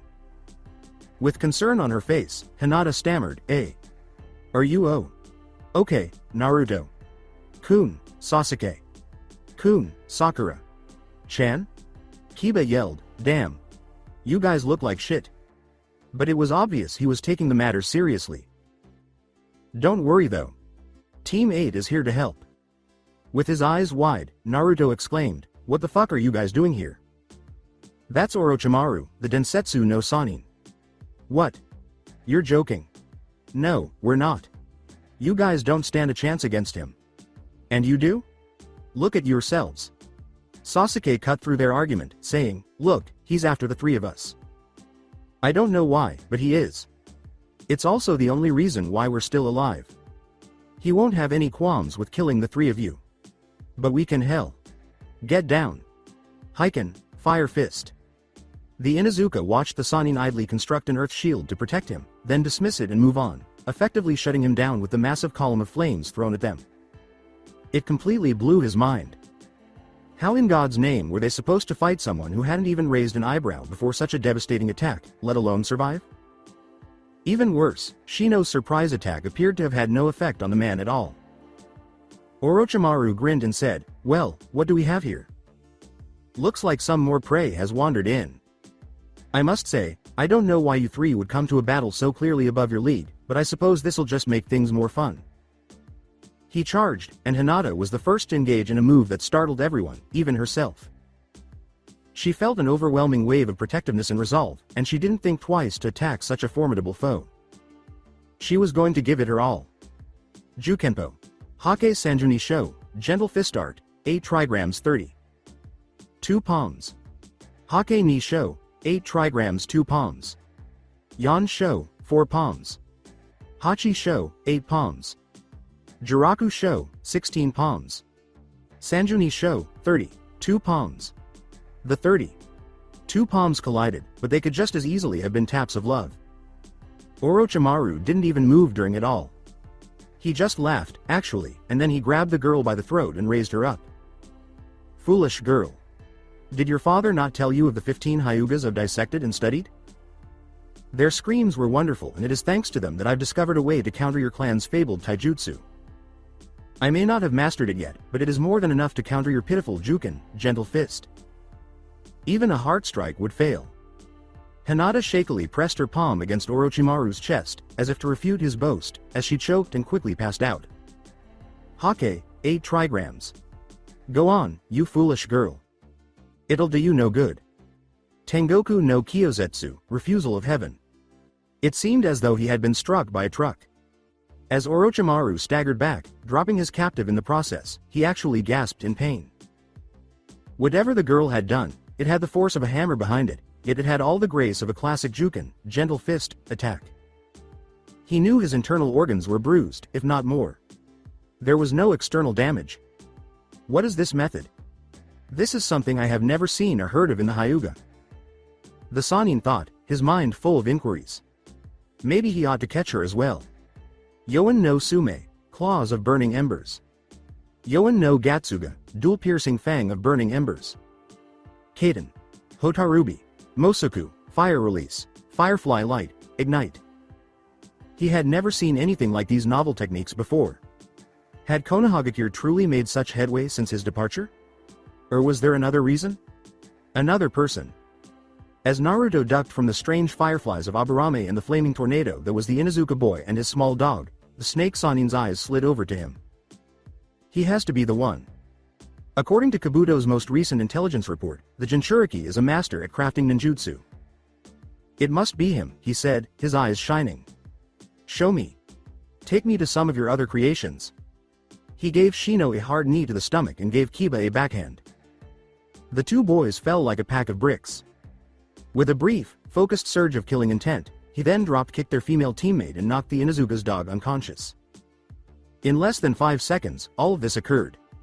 Naruto yelled, "Get away from them!" as he thrust his hand forward, making it glow black. Kuden. Kurozu, void release, dark waters. This method. It resembles Bansho Tenin, heavenly attraction of all creation, by leader Sama, but on a lesser scale. As Orochimaru tried to use Chakra to anchor himself, he thought. Even with his best efforts, he was being pulled toward the enraged members of Team 7 and away from the unconscious members of Team 8. With an electric fist popping, Sakura exclaimed, "Let's vaporize him, Sasuke." Kun. Raken, lightning fist. Raiden. Raikoho, lightning release, thunder roar cannon. Despite his numerous physical enhancements and inherent resilience, Orochimaru was aware that he would have difficulty enduring such potent lightning based maneuvers. Having run out of options, he let go of the chakra at his feet and launched himself forward. Without delay, Naruto charged towards him. His swords were in their sheaths, waiting to be drawn at a moment's notice. Nitoryu Ei. Rashomon, 2 sword-style draw and resheath technique, thin life gate. It was the strongest kenjutsu move that Naruto knew. Only a few days before the test, he had perfected it. It could easily split boulders, and he used every ounce of that strength to defeat their foe. It would have been as if he was flinging tissues at the man. Orochimaru avoided his blow with an almost careless swipe, then struck back, slashing a shallow wound across the teenager's chest. Then he turned and gave Sakura and Sasuke, who were trying to hit him from behind, a hook kick. Yes. Excellent. Orochimaru exclaimed, giggling. He was about to savagely bite the angel and his allies when he was abruptly stopped in his tracks. Less than a minute's rest and already, the three of you are back on the offensive. Truly, I could not have picked better prey and you will be mine. All of you. He exclaimed. The man scowled. Nara. Shikamaru said, Kage Shibari no Jutsu, shadow paralysis technique, complete, as he and his allies emerged from the shadows. He started barking commands to his teammates right away, his expression fixed on concentration. Shoji. Pin him down from the back. Keep him face down. Ino, weaken him as much as you can, but don't enter his mind. I'm sure he has some kind of defense against your clan's techniques. Bunban Baika no Jutsu, partial multi. Size technique. Genpo. Setsuden, illusionary art, amputation. Genpo. Aikigurushi, illusionary art, breathless. Orochimaru felt his energy suddenly drain from him. He was having trouble breathing. God, he was having trouble breathing. He tried to inhale as much air as possible, but his lungs simply refused to cooperate. Not only that, but he also lost sensation in his arms and legs, almost as if they had been amputated. What the hell did that Yamanaka girl do to him, anyway? Was that a genuine genjutsu? Unfortunately for him, Shoji had already slammed him into the ground before he could say anything. Alright, he was getting upset now. Shikamaru cast a glance at Team 7. Naruto. Was his yell. He's already fighting back. We won't be able to hold him for long. We sent up Alpha level emergency flares before we got here, so Anbu should be on their way, but if you got anything else that can help us here, now would be the time to do it. As soon as 3 clones showed up by Naruto's side, they started exchanging hand seals with one another. Sasuke. Sakura. Help them out. Buy me as much time as you can. Genpo. Matsugo, Illusionary Art, Hour of Death. Doden. Yomi Numa, Earth Release, Swamp of the Underworld. No genius could have failed to see that whatever the angel was doing, it was going to be significant. If it wasn't, there was no way they would have bound him with so many restrictions. Even though Orochimaru was genuinely interested in what this technique could accomplish, he sensed that it would likely attract more attention than he would have liked. Even though a lone Anbu squad would be problematic, it would be manageable. However, if the Hokage found out, he would probably have half the Anbu department and his former master pursuing him, which was not something he desired at this early stage of the exam. The game was over. After putting Team 7 to the test, they far outperformed him. It was time to put their resolve to the test. Could they withstand his mark? Would they go looking for him? He was sure that Sasuke would at least give in, but as they say, the more the better. He had to stop Naruto first, though. This game ends now. Orochimaru snapped all of Choji's fingers, shattered every genjutsu, and freed himself from the paralysis with a single chakra burst. Then he knocked out Team 10 and had Sasuke pinned to the ground in a blur of speed that none of them could follow. You're mine. Orochimaru gave the Uchiha his cursed seal as he sank his fangs into Sasuke's neck, hissing. The Avenger with raven hair screamed in pain, writhing and shaking on the ground as his whole body burned. Sasuke. Sasuke. Kun. Orochimaru looked at Naruto and Sakura. You're next. Fuck. I just have a few more seconds. Naruto yelled, only to watch his comrades suddenly charge their adversary with unwavering rage. Sakura. Don't. She snarled, You. She slammed her hands on the ground and yelled, You hurt Sasuke. Kun, more than you hurt my friends or my teammates. And now you're going to pay, you fucker. Yoso no Yuke. Tekatsu Ryujin, Elemental Fusion, Steel Frame Dragon God. Abruptly, the earth separating her and Orochimaru broke open.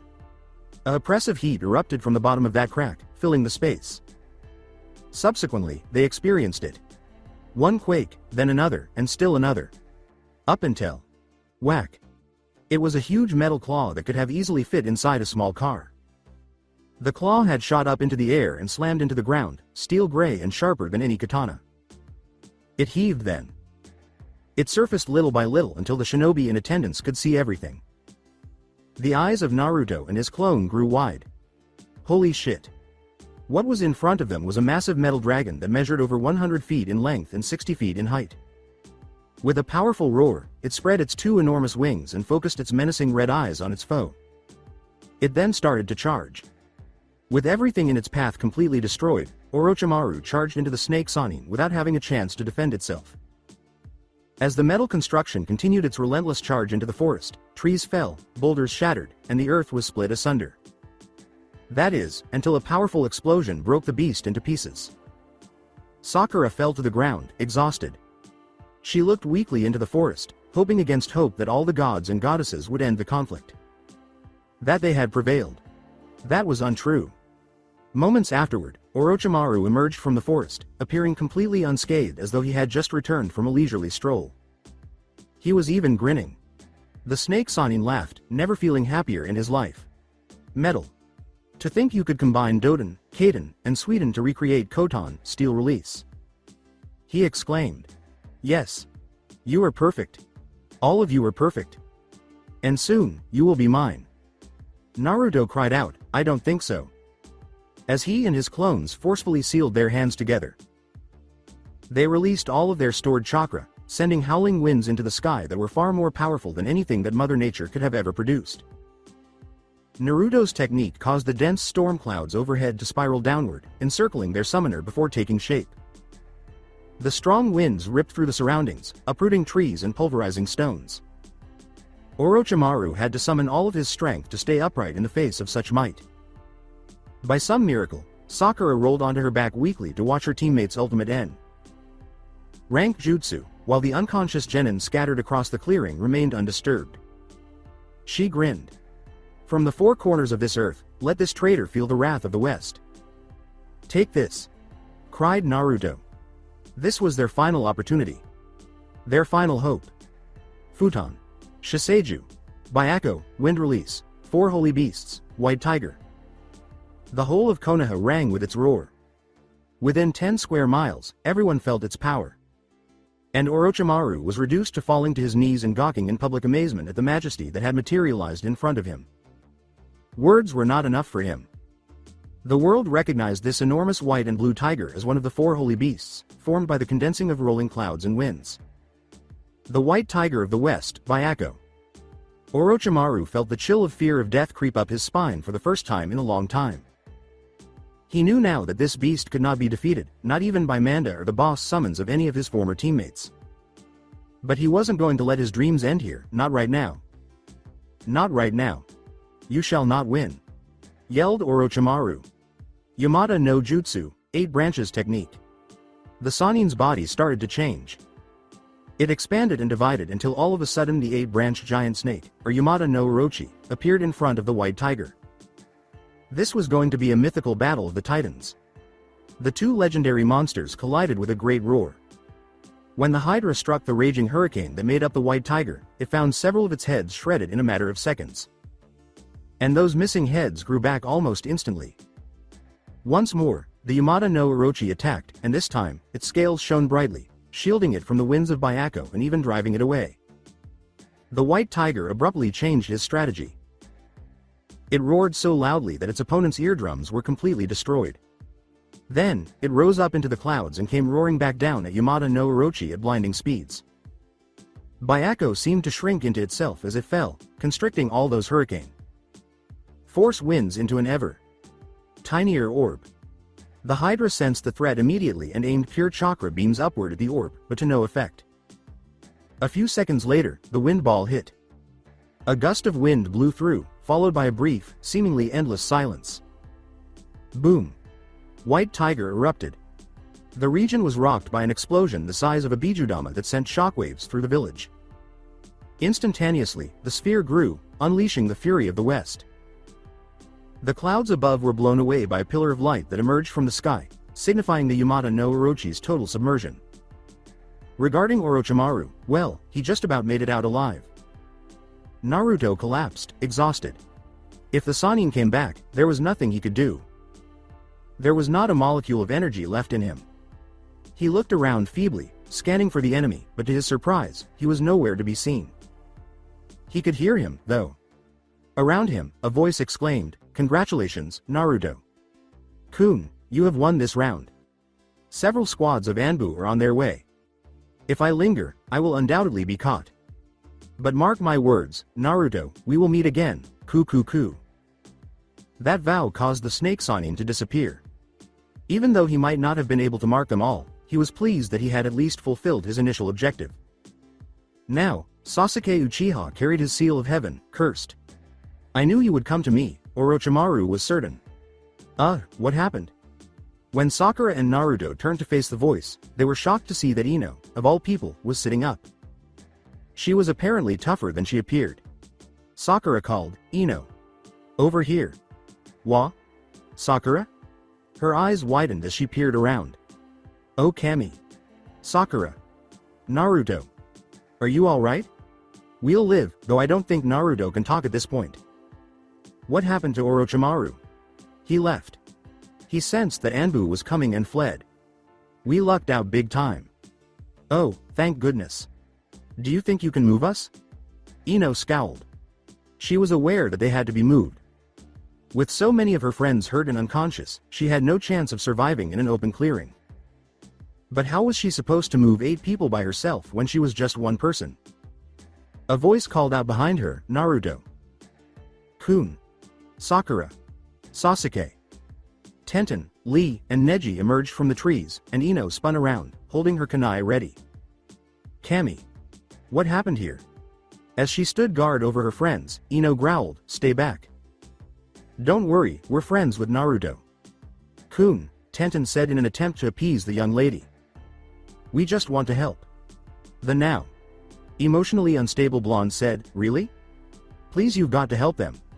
We were attacked by Orochimaru. What? Exclaimed Tenten. Lee exclaimed, what happened? Guys, not now, Neji commanded. He swiftly descended and retrieved Shino and his cousin. Nodding, Lee swiftly followed suit and lifted Kiba, Shoji, Shikamaru, and Akamaru onto his shoulders, saying, we're too exposed here. Let's get them back to camp first and then ask questions. Before scurrying off after his comrade, he assisted in securing Sakura onto Ino's back and Naruto onto Tenten's. This is when Tenten and Ino both came to a realization. Where's Sasuke? Sasuke let out a deep, dark scream. He squirmed. He threw up. It was an experience unlike anything he had ever had. He bled and cried. His soul was torn apart by the agony. His organs, nerves, muscles, and bones were all on fire. Everything was painful. The fact that he was in an underground obsidian cavern didn't bother him. He also didn't give a damn about how he got there in the first place. The entire area where Orochimaru had bitten him was the source of excruciating pain. As the mark for the cursed seal of heaven eventually became a 3-tone mark resembling the Sharingan, the skin there seemed to boil. Sasuke let out a cry. Just when the seal was fully formed, another wave of pain raced through his body. However, it was very much worse and different. It was a sinister, distorting, corrupting feeling. He sensed the seal reaching out to seize control of his thoughts. With no response, Sasuke called out to the darkness, Gaia. Naruto. Sakura. Please help me. How far away was he? What brought him here? Those questions flashed through his mind again, but he focused a little more on it this time. However, he was still at a loss for answers. The Uchiha moved forward slowly, looking for something that would either relieve his pain or provide some indication as to where he was. His hand found the cold vertical surface beneath him in a matter of seconds, in contrast to the rough stone beneath him. Raising his head, Sasuke noticed a set of stairs that led to a pedestal with a lone light beam shining down onto something. Maybe, whatever it is, can assist me. Sasuke's pain started to worsen as he thought frantically. He crawled, very slowly but steadily. Every motion was painful. He screamed every second. He had a hoarse throat. His entire body was ablaze. On some level, he was aware that the seal wasn't quite complete, and a few seconds later, a sickening chakra pulse ran through him, confirming his suspicions. It brought with it an entirely new degree of suffering. Gaia. It was finished. This was more than he could handle. He knew how hard it must have been for them at first, and he would never be able to thank his teammates for being his friends and for pointing out his mistakes. He also knew that he would never be able to exact revenge on his family. He had been icy, heartless, and fixated on murdering his sibling. And now that death was staring him in the face, his quest seemed so pointless. So unimportant compared to the task Naruto would have to accomplish later. If you could have the power to help him, would you? A voice. From where was it coming? Why was it posing this query to him? Answer me, boy, what would you do if you had power beyond your comprehension? Though he was still unable to speak, he felt obliged to respond honestly, even though he wasn't sure why. His physique was too severely damaged. He was just too tired. And the pain was still there. But he did consider it in his mind. And he was sorry that he would not be able to assist his friend in bringing peace and saving the world. To establish a world in which nobody would be subjected to the traumas he experienced. Yes, he wished he had that kind of power to help build that kind of world. Excellent.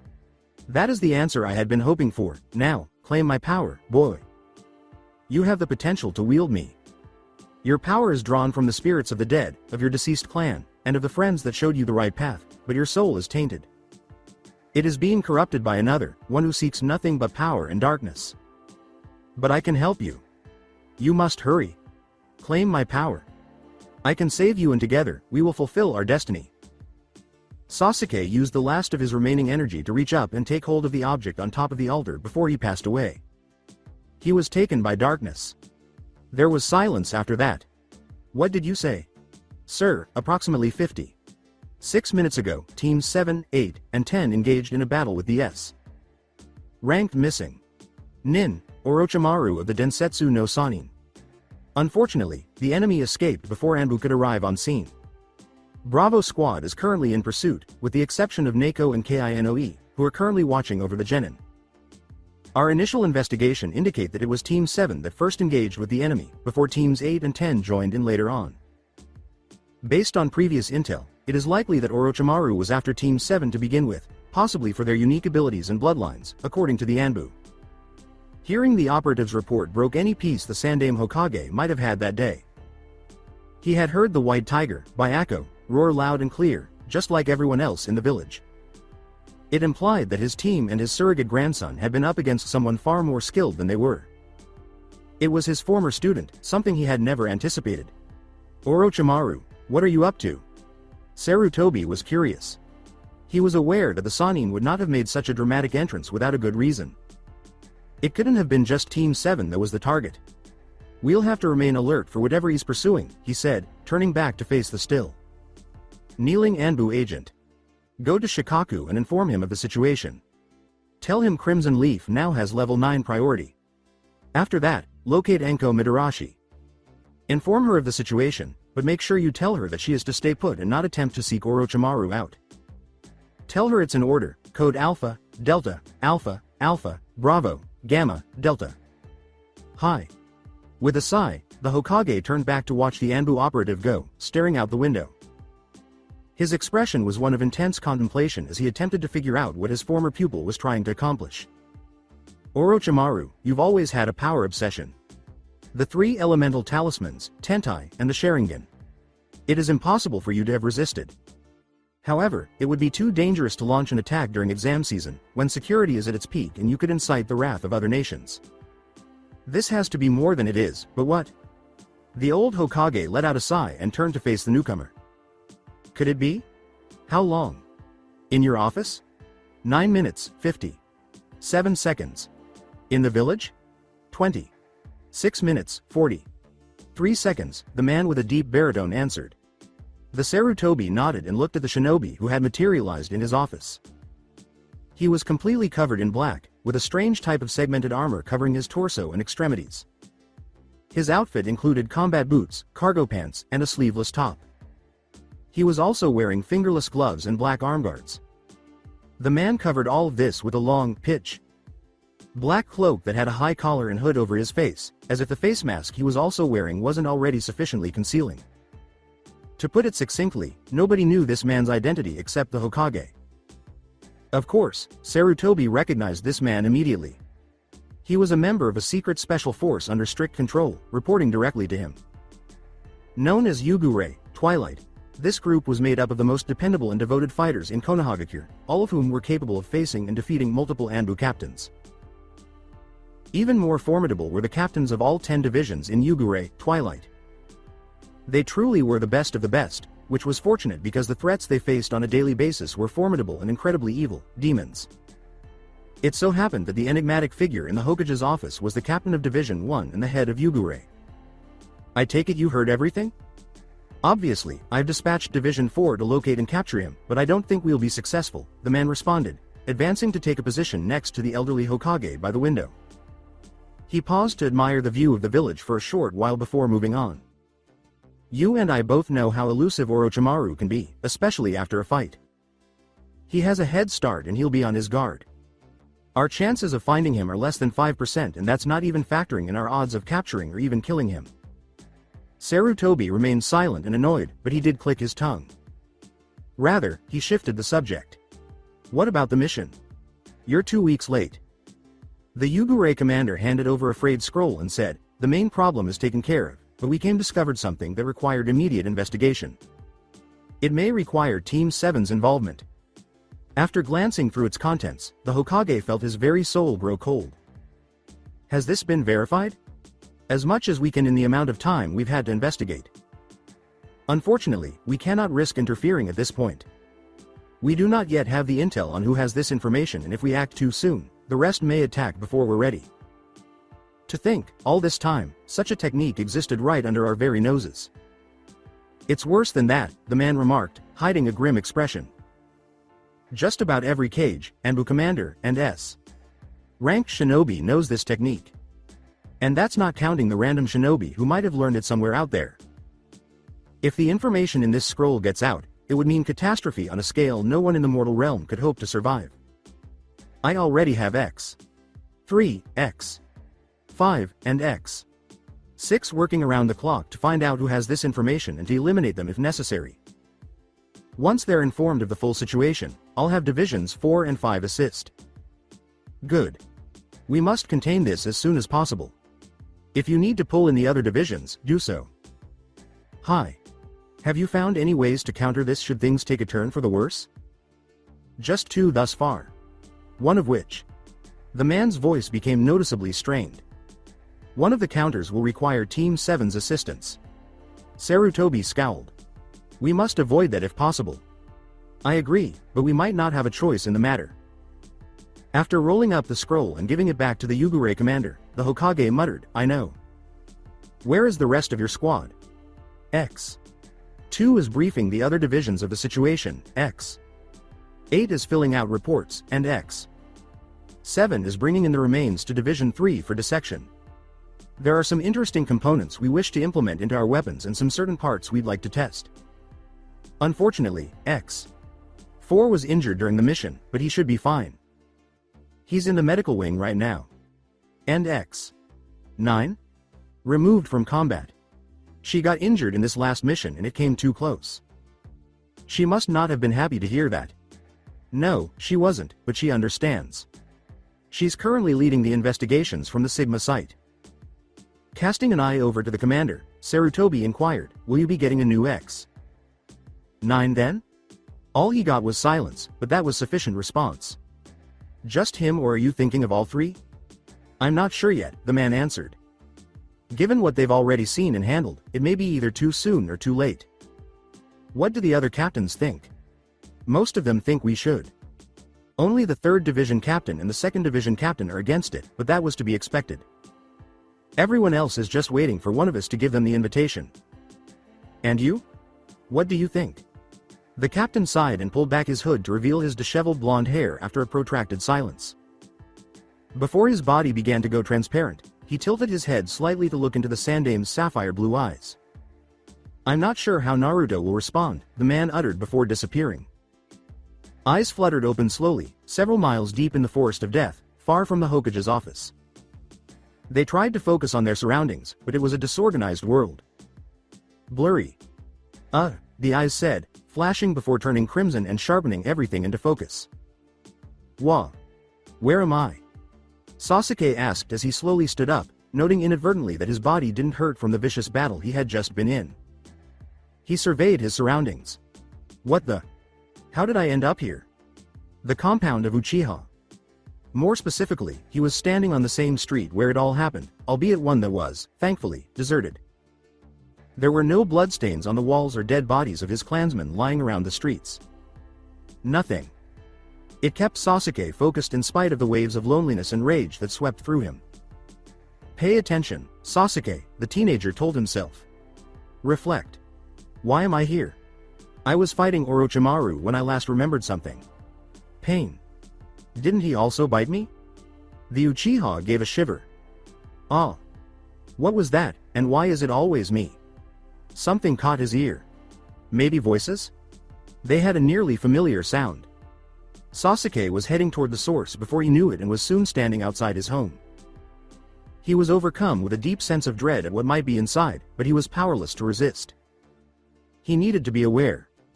Sasuke had to summon all of his courage before he could slowly open the door and look inside. And for years to come, what he saw would trouble him in dreams. An 8-year-old version of himself was seated in front of him, sharing breakfast with his parents, Makoto and Fugaku Uchiha, who were still very much alive. With his eyes wide and his heart thumping beneath his chest, Sasuke staggered backward. The world appears to be spinning. What in the world is happening here? How? How on earth are they still alive? He was aware of their deaths. He had witnessed the burial of their caskets in the ground. He could still hear his howls of grief and the burning rage that consumed him that day. And that man was the cause of it all. Itachi. Ironically, the thought of his treacherous sibling served to bring the Avengers' unusual predicament back into focus. His parents had passed away. As much as Sasuke might wish otherwise, there was nothing he could do to change that. However, given that not even the Sharingan was able to sense any chakra, that could indicate that either this was all a very elaborate illusion or that this was a memory. It was possible that Sasuke had entered his mindscape, since his teammate had mentioned being able to do the same. But the real question was, of all his memories, why had he arrived at this one? Furthermore, where was Itachi? Just then, Sasuke spoke up, as if she could hear his thoughts. Taking a large bite out of his tomato omelet, he said, San. Where's San? He promised to help me with my bukajutsu today. No. Even though it was only a memory, Sasuke in the present couldn't help but lunge forward and try to grab the younger version of himself, but his hands passed right through the boy as if he were air. He should have known he wouldn't be able to touch anything here, but still, what the heck was going on? Shit. Memory. How come he had to witness this once more? Makoto said, your San is on an important mission. He won't be home until later tonight, as she moved her plate to the sink. Wha? A disappointed looking little Sasuke inquired. Makoto grinned and said, don't worry, Sasuke, I'm sure Itachi will train with you when he gets home. Now, hurry up and get dressed. You don't want to be late to the academy. Make the Uchiha clan proud, Sasuke, Fugaku remarked, grinning a little. I will. Bye San. 2. San. Sasuke was struck with the significance of this specific memory as he watched his younger, naive self scramble out the door. He experienced numbness, and his eyes grew wide with fear. That was the day to say, no. The day everything took place. That was the day Itachi had killed his family and his clan. Everything was returning to him. Everything. He could still see bodies all around him as he staggered back outside. Wait, no, they were real. It was true, the bodies were there. That was the night he was reliving. No. With a sudden turn of events, Sasuke found himself in his parents' room. His younger self was on the ground, screaming in a mixture of terror, grief, and anguish, while his treacherous elder brother stood over him. Sasuke recognized the pattern swirling in the man's eyes as the Mangekyo Sharingan immediately. Then, right in front of Sasuke's eyes, Itachi used Tsukuyomi, one of the strongest genjutsus in the shinobi world. He was filled with rage. Itachi. Sasuke charged his treacherous elder brother, lightning bursting into life in his hand, only to have his attack pass through the man's body as if it never happened. Fuck. He exclaimed, spinning around and frantically raking his hands through his hair. He was only remembering this because he had forgotten. Everything about it was fake. Why? His younger self questioned, not understanding what the current Sasuke was attempting to accomplish. Why would you do this, San? Why? To test my abilities. He said it with not even a slight twitch of his face. Nothing was there, no regret, no emotion. He might as well have been talking about the weather. However, it was precisely that coldness that wounded young Sasuke. Little Sasuke muttered, Test your abilities? That's it? You killed our clan for that? Of course. Something broke. Little Sasuke charged with a roar of anguished anger. He didn't care that the man in front of him used to be his beloved elder brother at that precise moment. The fact that this man was regarded as one of Konoha's greatest shinobi did not concern him. All he could think about was that this traitor had killed his family and deserved to suffer as much as he was at the moment. That was all that was going through his mind. It never took place. Itachi suddenly materialized next to little Sasuke, his fist buried deep in his stomach, despite the boy having barely taken 2 steps. The boy went to his hands and knees, his face getting much closer to his parents' corpses than he ever wanted to as blood and vomit splattered the floor. At this distance, he could see the expressions on their faces, a glimpse of their final thoughts, clouded by overwhelming pain and betrayal before darkness claimed them. He wished to avoid becoming like them. I'm afraid. Though it's a treacherous thought, it's very true. Despite his intense desire to be strong and exact revenge on his clan, little Sasuke was terrified with all of his might. He was incredibly afraid. He begged, please, San, with tears running down his cheeks. Don't kill me. The murderer in front of him knelt down and silently met his younger brother's eyes. There was not a trace of emotion visible despite Black Onyx meeting Itachi's Mangekyo Sharingan's distinctive pattern. Subsequently, in a calm tone, the man continued speaking. You're not even worth killing. That was not what Sasuke had expected to hear. And for some reason, the betrayal of his elder brother and the deaths of his clan both pierced his soul just as much as those words. He leaned closer, not caring that his younger brother winced at his approach. I have played the role of the perfect older brother to you for years now. I've watched you grow, provided your every need, and served as your role model in the shinobi arts. All for one single purpose. To see if you were worthy of fulfilling the true Uchiha way. WW what? Itachi said patronizingly, you will know the truth soon enough. It is in your blood, and got up. You will live, little brother, not out of mercy, but as a means to an end. You will live, and you will hate. Loathe me, Sasuke, loathe the air I breathe, the ground I walk. Hate me. Despise me. And survive. Cling to your pitiful life and live, knowing that it was I who spared it. And when you come to have eyes like mine, when your hatred has given you power, come to me. Come, or run away. He disappeared. Screaming, little Sasuke was left on the ground as the compound surrounding him abruptly vanished. Cold, emotionless darkness was all that remained. Present. Dazed Sasuke reluctantly bent down in front of his younger self and gave the boy a gentle pat on the cheek, but he quickly withdrew his hand when they actually made physical contact. But before he could take another action, their onyx eyes met. The young child asked, attempting, but failing, to put on a brave face, W. Who are you? Sasuke of today scowled, yet made an effort to come across as kind and consoling as he could. I'm you, Sasuke. W. Wa? The boy's expression turned confused. What do you mean? All of this happened 4 years ago for me. It's just a memory, but I don't know how or why I'm here in the first place, the elder Sasuke said, pointing around them. Snatching onto his older self, the boy cried, San. San. Little Sasuke exclaimed, they're dead. They're all dead, as the realization struck him like a freight train. He killed them. He killed them all. Why? Why did they have to die? Why? The arms that encircled his younger self did infinitely more as the boy sobbed into his stomach, but Sasuke of today had no answers. The child was crying, and he could only imagine how angry, depressed, and hopeless the child was feeling. This marked the beginning of innumerable tears and nightmares. The memory of that terrible night continued to haunt him even after years of therapy to bring him to this point.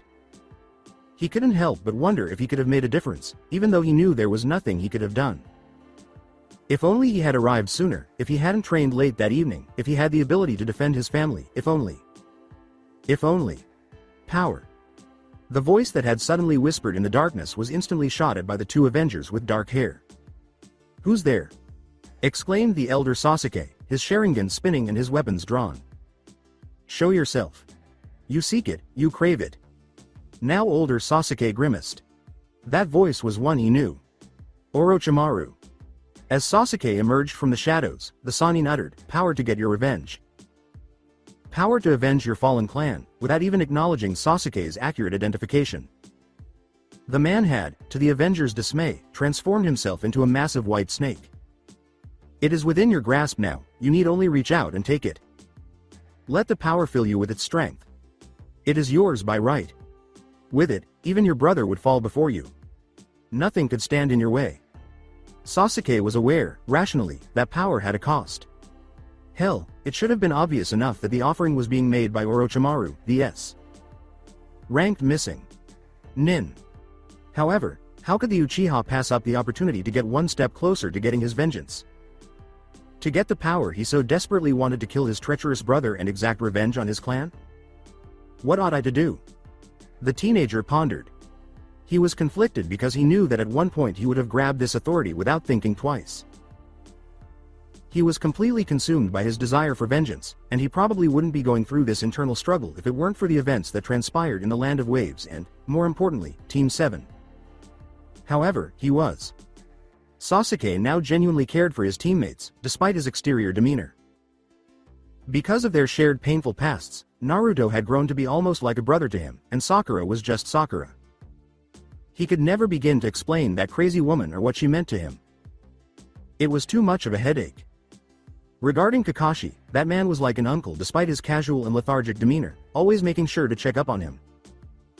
An obnoxious, deviant, and habitually tardy uncle who took great pleasure in making jokes about them, but an uncle nonetheless.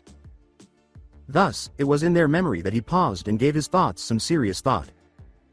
If he accepted this offer of authority, what would happen? He could get stronger, but at what price?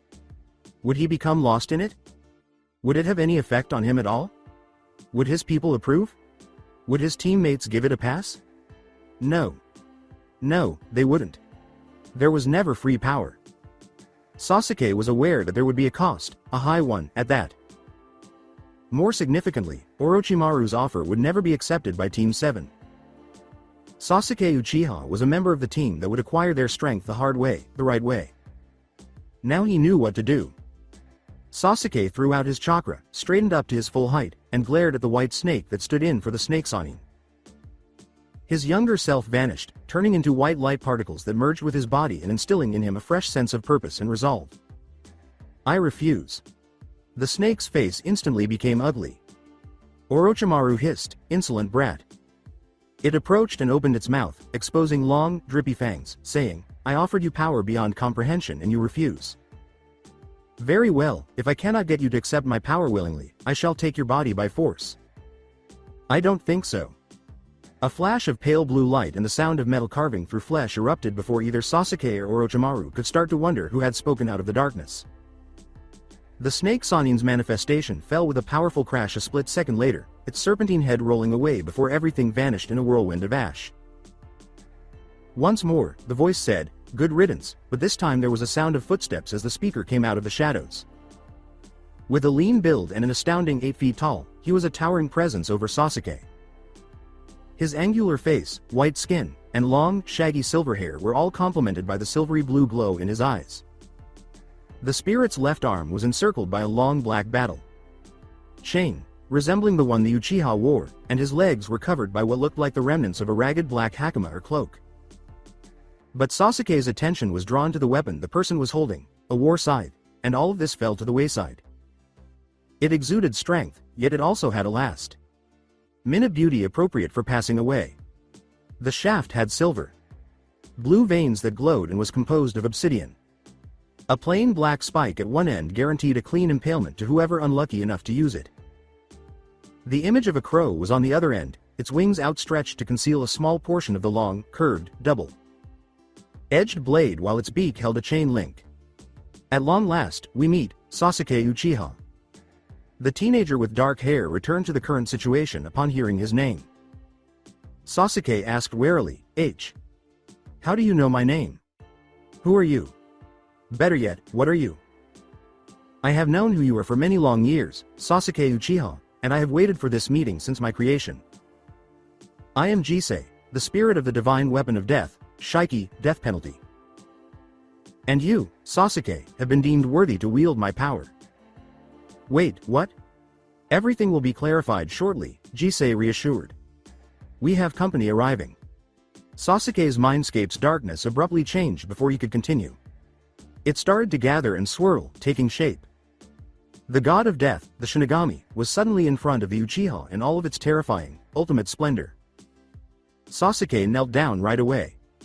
Rise, Sasuke Uchiha. As I have said to your comrade in the past, there is no need to bow before death.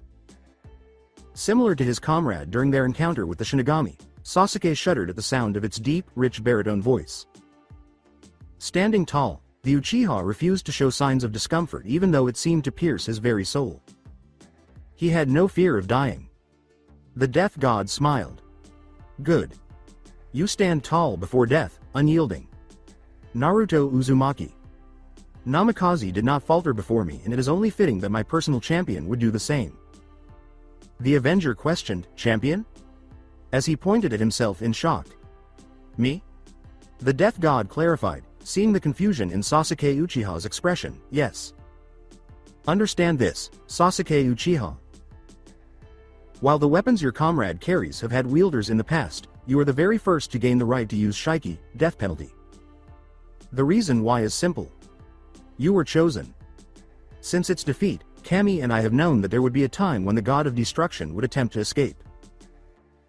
It had taken the combined might of myself, Kami, the Biju, and the elemental lords to defeat the dark god the first time around, but since then, Despite being imprisoned, the god of destruction has gathered many powerful followers, and no doubt, those followers will attempt to break their god free. Since before the time of the Warring States, the Dark God's followers have planned and prepared. They know that we divine beings cannot directly interfere in the mortal realm, so the culmination of their work will happen here, in the mortal realm where we cannot touch them. It is because of this that we divine beings made the decision that champions would need to be chosen to face the coming storm. So why was I chosen? The Shinigami remarked, "You are marked by death, Sasuke Uchiha, due to your history and personal choices," implying that Sasuke had considered suicide on a few occasions. For the Uchiha, it had been a difficult period. The wish to put an end to his suffering and reunite with his departed clan had been gnawing at him non-stop in the days that followed that horrific night. He'd been able to control himself most of the time, but one night, on the anniversary of that fateful day, the pain had been unbearable.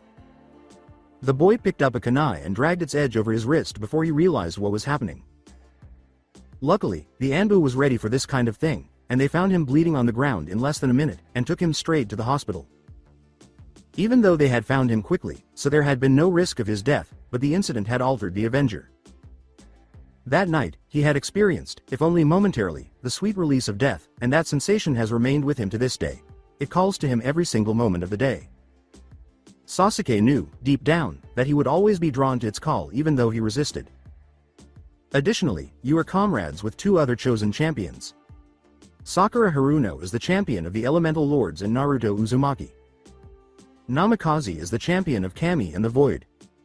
Knowing these facts, is it really a surprise that I would choose you of all people to be my champion? Unexpectedly, the Uchiha grinned. I guess not. The Shinigami laughed and said, "Good attitude. Not only do you not fear death, you welcome it. You smile at it. I have chosen well. Are you prepared then? If you accept my offer to become my champion, you also accept the same burdens your comrade bears. Darkness and destruction is coming, will you fight it, Sasuke Uchiha?" He made no hesitation at all. "Yes, I will." "Then come. Claim my scythe, Shiki, death penalty. You have earned the right to wield it and the power of death itself." Sasuke felt a surge of power akin to when he encountered Naruto's celestial chakra when the scythe in Jisei's hand materialized in his own.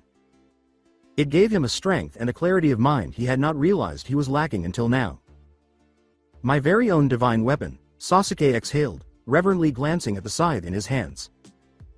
It was no longer the case that he felt behind his teammates because of their heavenly gifts. They would all be on equal footing from now on. Whispering, "Thank you, Shinigami." Dono, he turned to face the death god. "I will not let you or the 9 realms down." "Observe that you don't," the Shinigami nodded. "Jisei will remain with you to serve as your teacher and guide in the coming storm. You would be wise to listen to his counsel." "I will." "Good, until we meet again, Sasuke Uchiha." The death god then disappeared, leaving Sasuke and Kokyo to stand in the shadows. Glancing around, the Uchiha asked, "So what now? Where are we anyways?" "We are in your mind right now," the death spirit replied. "In the final moments of your battle with Orochimaru, I sensed that vile cursed seal being branded on you and the effects it immediately began to have. For the sake of the 9 realms and yourself, I knew that I could not let the seal fully form, so I used my power to transport you directly here." "And where is here?" "You know where we are." Sasuke scowled. It was accurate. The Avenger knew where his body was instinctively, even though he was in his mindscape. There could be only one interpretation for the tranquility that was engulfing his spirit. "I'm in the afterlife." Correct, though not in the conventional sense. To be more precise, we are in a pocket dimension within the purgatory that is only accessible by divine spirits and chosen champions. There are many entrances in the mortal realm that lead to my cavern, and you were lucky enough to be near enough to one for me to transport you here, Jisei clarified. "I am currently in the process of healing your body and altering the cursed seal so that it can serve to our benefit. I am also working on strengthening your chakra coils so that you can properly channel celestial energy. However, due to the amount of power I had to use to get you here, it will take some time. At least a day. So, I'm just stuck here then?" The previously emotionless spirit smiled sinisterly and said, "In a way, yes. However, that does not mean we will be lazing about." Pale blue flames suddenly appeared over one of Jisei's hands while the other created a pale imitation of the scythe in Sasuke's hands. Since we are in your mind, this is the perfect opportunity to teach you how to use that scythe and how to control the power of the dead. And what better way to teach you than with real mental experience? Jisei exclaimed. 9 enormous skeletons with swords and shields emerged behind the ghost. I hope you're ready. Shit. In another location, tucked away among the forest of death's trees, 2 teenagers awoke to find themselves in the tender care of their old classmates. Teams 8 and 10 had experienced a tense few days, but all 6 rookies felt they could not reasonably abandon Naruto and Sakura in the face of such a formidable opponent. Though they weren't in a hurry to reach the tower, neither team was uneasy because, happily, they were able to obtain the scroll they needed for the exam by having at least one member of their team stand guard. They were both relieved and afraid to see Sasuke and Naruto start to regain consciousness because Sasuke was still missing and none of the rookies knew how to break the news to their friends. When Ino noticed the 2 teenagers opening their eyes only slightly, he cried out, Sakura! Naruto! And hurried over to them. When she turned around, the rest of her teammates and Team 10 cheered to see their friends awake at last. Saying, easy there, she put a delicate hand on Sakura's shoulder to keep her from standing up. You're both still really badly hurt. The angel coughed, startled by how parched and dry his throat felt, saying, Wah. What? A blushing but concerned Hinata gently brought a canteen of water to his lips. With gratitude, he took several calming sips of water and then attempted to speak once more. The girl grinned, Thank you, Hinata-chan. So, what happened? We got our asses kicked, Kiba shot back with his characteristic frankness. You too. Wait, what? Troublesome, what Kiba is trying to say is that we lost the fight, but we lucked out. Anbu reinforcements were on their way, so Orochimaru was forced to retreat, said Shikamaru. However, we didn't want to risk the possibility of enemy shinobi trying to ambush us after that big battle, so after giving our statements to the Anbu, we evacuated the area with Team Guy's help and came here. We've been keeping watch over you guys ever since. It's been 3 days now. Team Guy? Wait, Tenten, Lee, and Neji were here. Where are they now? They left. They already have both scrolls and went to the tower. Oh, well good for the... Where's Sasuke? Kun? Naruto blinked as it took a few moments for his mind to register his teammate's unexpected query. He realized Sakura was correct when he turned to look around. Sasuke was where? He turned to face his old classmates, who were now all wearing uncomfortable expressions. Guys? Where's Sasuke? Guys? Still no response. Guys? They asked, growing apprehensive. How had their teammate fared? Where's Sasuke? When Shikamaru finally responded, we don't know.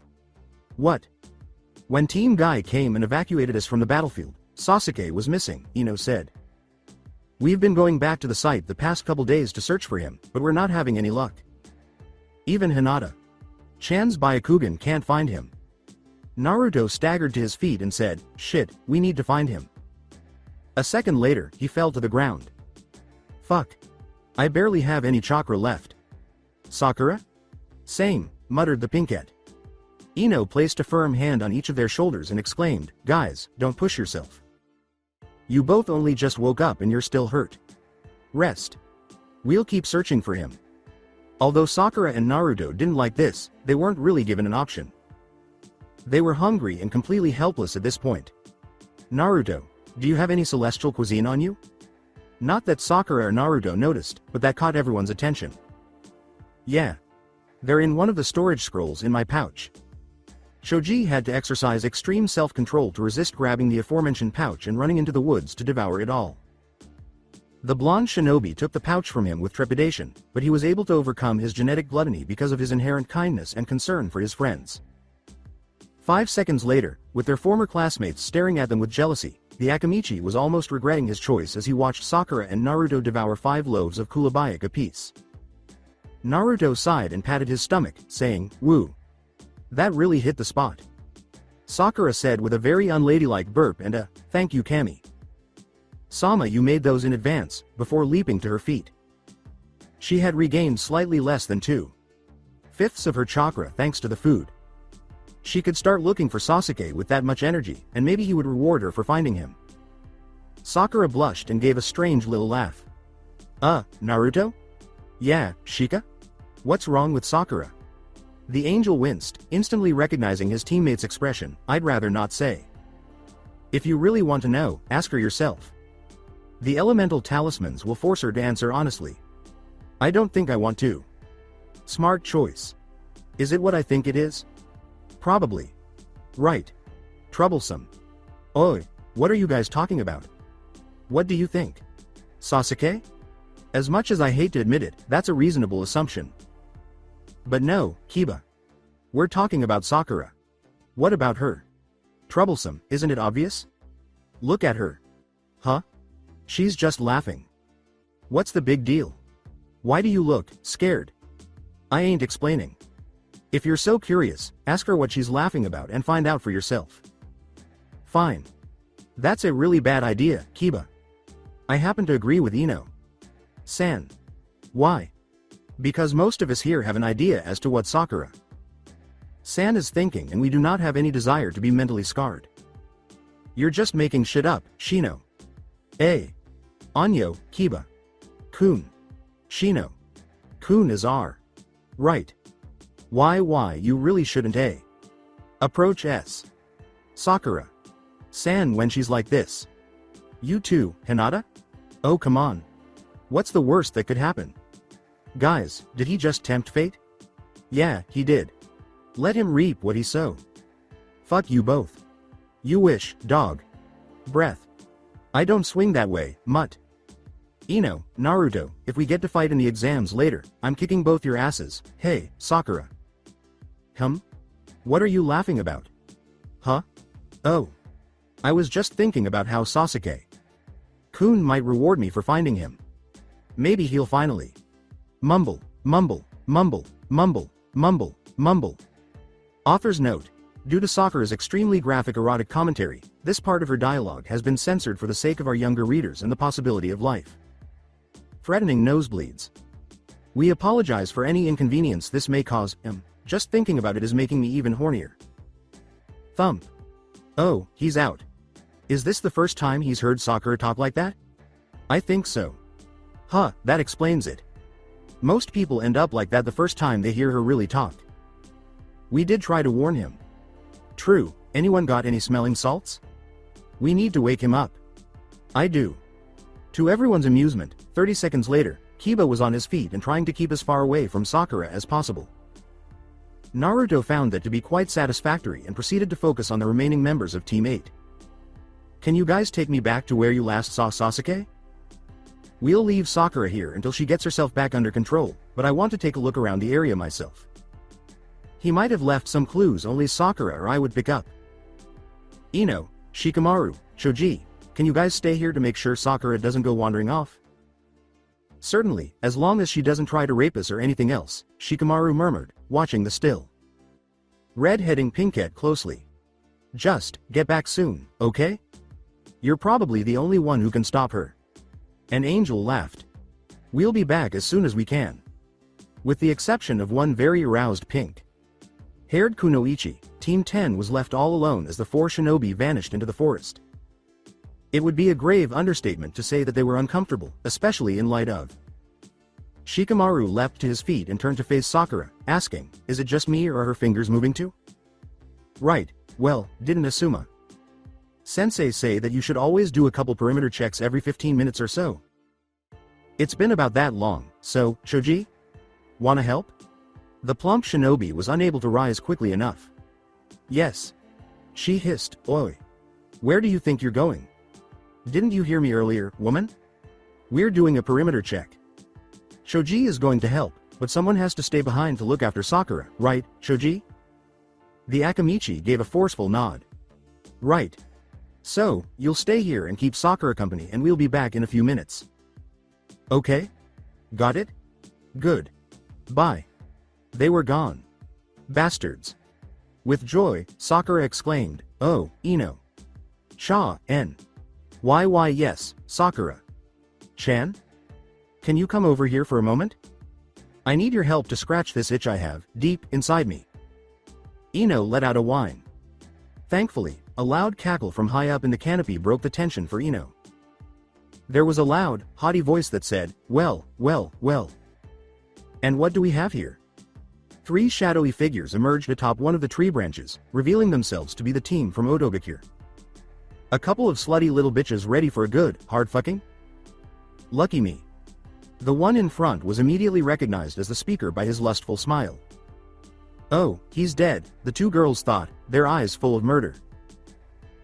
The other male member of the auto team stepped forward and pointed a finger at Sakura, despite the sudden nervousness he felt at the key the 2 kunoichi were now displaying. You there. The one with the pink hair. Where is Sasuke Uchiha? Asked him. We know you're his teammate. Tell us where he is. Sakura retorted, how the fuck should I know? I woke up less than 15 minutes ago. Now leave, or I swear to the elemental lords I'll shove your motherfucking mummified head up your perverted teammate's ass. And that's only after I've shoved your tiny ass dick into his mouth and force him to bite down hard. What could they possibly say in opposition to that kind of thing? Fuck it, Zaku. Kin. Let's just kill them. The aforementioned Zaku snarled, don't you dare order me around, Dosu. You ain't the boss of me. Before turning to face the 2 scowling girls. He grinned ferociously. In a flash, the conceited pervert materialized on the ground and aimed one hand at his targets, saying, I won't kill them though. Not before I have a little fun first. Zankuha, decapitating airwaves. Genpo. Setsuden, illusionary art, amputation. ARRRGGGHHH. Zaku's arm abruptly dropped to his side, unleashing the attack that had been building toward his own leg. With a roar of pain, the auto nin collapsed onto his side, his leg reduced to a muddy mess. His arm was acting as though it had been severed from him the entire time, refusing to comply with his mental commands. The teenager glared up at the smirking platinum blonde and exclaimed, what the fuck did you do to me? Ino growled, wouldn't you like to know? Before hurling a kunai at her defeated foe. Sakura disappeared in a flash at the same moment, only to reappear behind Dosu and Kin. Just as Ino's own kunai struck her target right between the eyes, the pinkhead buried a kunai into each of the 2 auto Nin's skulls before the auto Nins could even react. They passed away right away. It was barely a 30-second fight. That's the cost of conceit. As Sakura examined the 2 corpses, she said, you've gotten better, Ino. Chan, with an air of impressment. Fortunately, Dosu had an earth scroll, so they could move forward. You've learned how to cast that illusion without seals. To be honest, it doesn't always work, but it's still way easier than the Aikigurushi, breathless, replied the Yamanaka. I'm still amazed that Naruto of all people was able to create a technique so perfectly designed for my clan. What happened to the class Dobi? Sakura's expression fell sharply, turning into a pained expression. The change was so drastic that Ino had to move forward out of concern. Sakura? Nay, Ino, do you remember what I told you after graduation? Huh? About the incident I had with Naruto? Oh yeah. With a fist bump into her hand, Ino exclaimed. The girl withered, he asked you out again and you. Oh. So it was because of that, huh? Yes, considering all the changes that resulted from it, I'm glad it happened, but on the other hand. Sakura appeared to withdraw into herself, her eyes becoming glassy as she fought her feelings of guilt. For my words to make that big of a change, I can only imagine how badly I hurt him. Someone said, but you apologized, from behind them. With a pitying grin, Naruto approached the 2 kunoichi as he walked back towards them. When Ino noticed this, she politely moved aside to speak with her teammates from Team 8, who had just returned. After giving the platinum blonde a grateful nod, Naruto put his arm around his pink-haired teammate and gave her a light squeeze. You apologized and your actions since then have shown me how much you wanted to change. And you have. And now, we're friends, family, and teammates, Sakura concluded with a smile. Team 7. Naruto grinned and said, exactly, before becoming serious. And one member of Team 7 is missing. Did you find anything? There are some traces of celestial chakra, I think I know where he is, but getting there won't be easy. What do you mean? The angel gave a grimace. He interrupted his teammate before she could respond, yelling, if I'm right. He's in the purgatory, but he's not dead. Wait, what? But you just said he was in the purgatory. Naruto responded, he is, but he's not dead. Like I said, I found traces of celestial chakra, which led Kukio and Raisei to believe that Sasuke is being given the chance to wield Shiki, death penalty, the divine weapon of the dead, drawing a startled expression from the pinkette. It makes sense. We're in the forest of death and Sasuke did say in the beginning that he felt as if something was calling to him from the forest. It must have been that. Okay. So, how do we find him then? Well, the weapon is supposedly located in a pocket dimension within the purgatory. According to Kukio and Raisei, there should be an entrance somewhere in the forest, but there's a problem.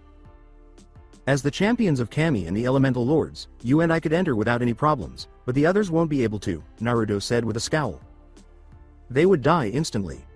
Sakura furrowed her brow. They should be okay as long as they don't cross the threshold into the final chambers, but that only applies to the final chamber because Shiki and the entrance are separated by a labyrinth. Wouldn't it be preferable if I went with you alone? Shaking his head, Naruto cast a sidelong glance at their erstwhile classmates, saying, "We're bruised and have only half our chakra left. There will inevitably be challenges in that maze," he sighed. "We will require their assistance. Maybe it's time for us to invite them in." It was a calculated decision, one based on the premise that most mortals simply could not mentally comprehend the sheer scale of what they were up against, to fight against and for something far greater than themselves. And to understand that if they lost, it would mean the end of everything, even the afterlife. The Pinkett scowled at that thought. Until now, only the Hokage, the Anbu and Jonin commanders, and a select few knew of Team 7's deep involvement with the Divine. How might Teams 8 and 10 respond? It was a big question to ask, especially since Naruto and Sakura somehow already knew what their friends' responses would be, and did they really have much of a choice given their current circumstances? Would they be up to the challenge? Were they willing to risk not just their lives but their very souls? The two winners exchanged glances. "All right?" Sakura inquired. "What are your thoughts?" "You're aware of my thoughts already. And I'm sure you concur with me." "Fine, let's get this over with." Following a brief exchange of questions and answers during which Sakura and Naruto both pledged to address all of their concerns at a later time, the group returned to the forest to find the entrance that would lead to Shiki and ultimately Sasuke. Luckily, Sakura's knowledge of celestial chakra and her chakra sonar allowed her to locate the entrance in less than an hour. But getting inside was another story. The 8 shinobi shuddered as they stared into the utter darkness of the entrance. A feeling that could only be described as a calling was concealed by the air's coldness. It beckoned them in, inviting them to come in aimlessly and receive their grand prize. But not right now. They needed to save another Konoha shinobi. With a steady breath, Naruto said, "All right, everyone," and turned to face his allies. "You ready?" They gave a nod. "All right. Let's go now, check out." Suddenly, out of the shadows, a black figure with a hood shot forth. Before the group could even register the figure's arrival, a small army of skeletons brandishing swords and spears dashed after him. When the figure saw that his pursuers were still pursuing him, he growled and spun around, slicing through 3 of the skeletons with the war scythe in his hands. Then, swinging the weapon overhead, he smashed through another skeleton and raised his hand to call forth a black skull engulfed in the dark red flames of hell. The figure yelled, "You fucking bastards just don't know when to give up, do you?" Shitten. Moji Haizim. Death release. The dead tortured by flame. Everybody's eyes expanded. That voice was familiar to them. Sasuke. His attacks had already wiped out a quarter of the army, but instincts cried out for the group to help their friend, so they sprang into action right away. The remaining skeletal soldiers were quickly immobilized by shadow tendrils, which allowed the long-range heavy hitters to launch their attack. Saiten. Hoshiakari, Holy Release, Starlight. Heiken, Fire Fist. Kaden. Hotarubi. Mosoku, Fire Release, Firefly Light, Ignite.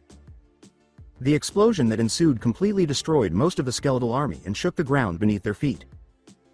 What was left of the army was swiftly dealt with by Kiba, Ino, and Hinata, leaving only a smoldering crater and a few broken trees. However, Sasuke wasn't lowering his defenses. If anything, judging by his elevated chakra levels, he appeared to be preparing for an even bigger battle. A moment later, they discovered why. A huge skeletal arm emerged from the shadows and swung down, determined to turn them all into bloodstains. The hand slammed into the ground, digging its fingers deep into the dirt, and the shinobi scattered, barely escaping with their lives. Then it gave way. Its massive body was slowly unveiled by the skeletal arm, first its head, then its torso, and finally its legs. When it did stand, it resembled ants in front of a powerful mountain. Okay, so not all of them could be categorized as ants. Guys, relax. I've got this. The multi-size technique, or Baika no Jutsu. It was now a giant versus giant fight. Shoji let out a deafening cry of battle and lunged forward, colliding with the skeletal giant midway, causing a tremor in the surrounding forest. Watching the two titans struggle and push against each other, their feet digging into the ground for leverage, was truly an amazing sight. They even seemed to be dead. Then, though, the conflict changed. Shoji abruptly broke their grapple and retreated, sending the skeleton tumbling forward into a fist the size of a boulder that cracked open two of its exposed ribs. The unexpected damage caused the undead giant to roar in pain and rage, but it was too late as it took a 1-2 haymaker combo and an uppercut that sent the skeleton crashing onto its back, breaking its jaw. Shodan Bakugeki, butterfly bullet bombing. Shoji destroyed the skeleton's skull with a blow to his chakra. Encased fist, leaving a hole the size of a small car in the ground before the skeleton had a chance to heal. The sudden loss of its head caused the rest of the undead giant's body to spasm before it became motionless for roughly 5 seconds. The skeleton was already dead, after all. It required no head at all. Shoji was shocked and left with a few broken ribs as the Akamichi crashed into a nearby batch of trees after being struck by a skeletal fist. "What the hell?" he exclaimed, sounding unusually angry. "Its head has disappeared. How does it continue to move?" Regretfully, the two titans were back on their feet before any explanation was provided. Shoji dodged the swing of the undead giant and tried a hard right, only to be stopped cold by the skeleton's guard.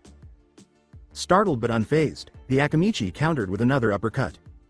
Haymaker combination, but the skeleton was picking up on it somehow. It blocked the entirety of its opponent's combo and then struck back with a clawed swipe that sliced 5 deep gashes across the shinobi's chest before slamming its fist into the teenager's temple. Jia. Shoji fell heavily, leaving a stain of blood on the forest floor. His chest burned, and pain consumed his mind. It didn't take him long to lose consciousness, he knew.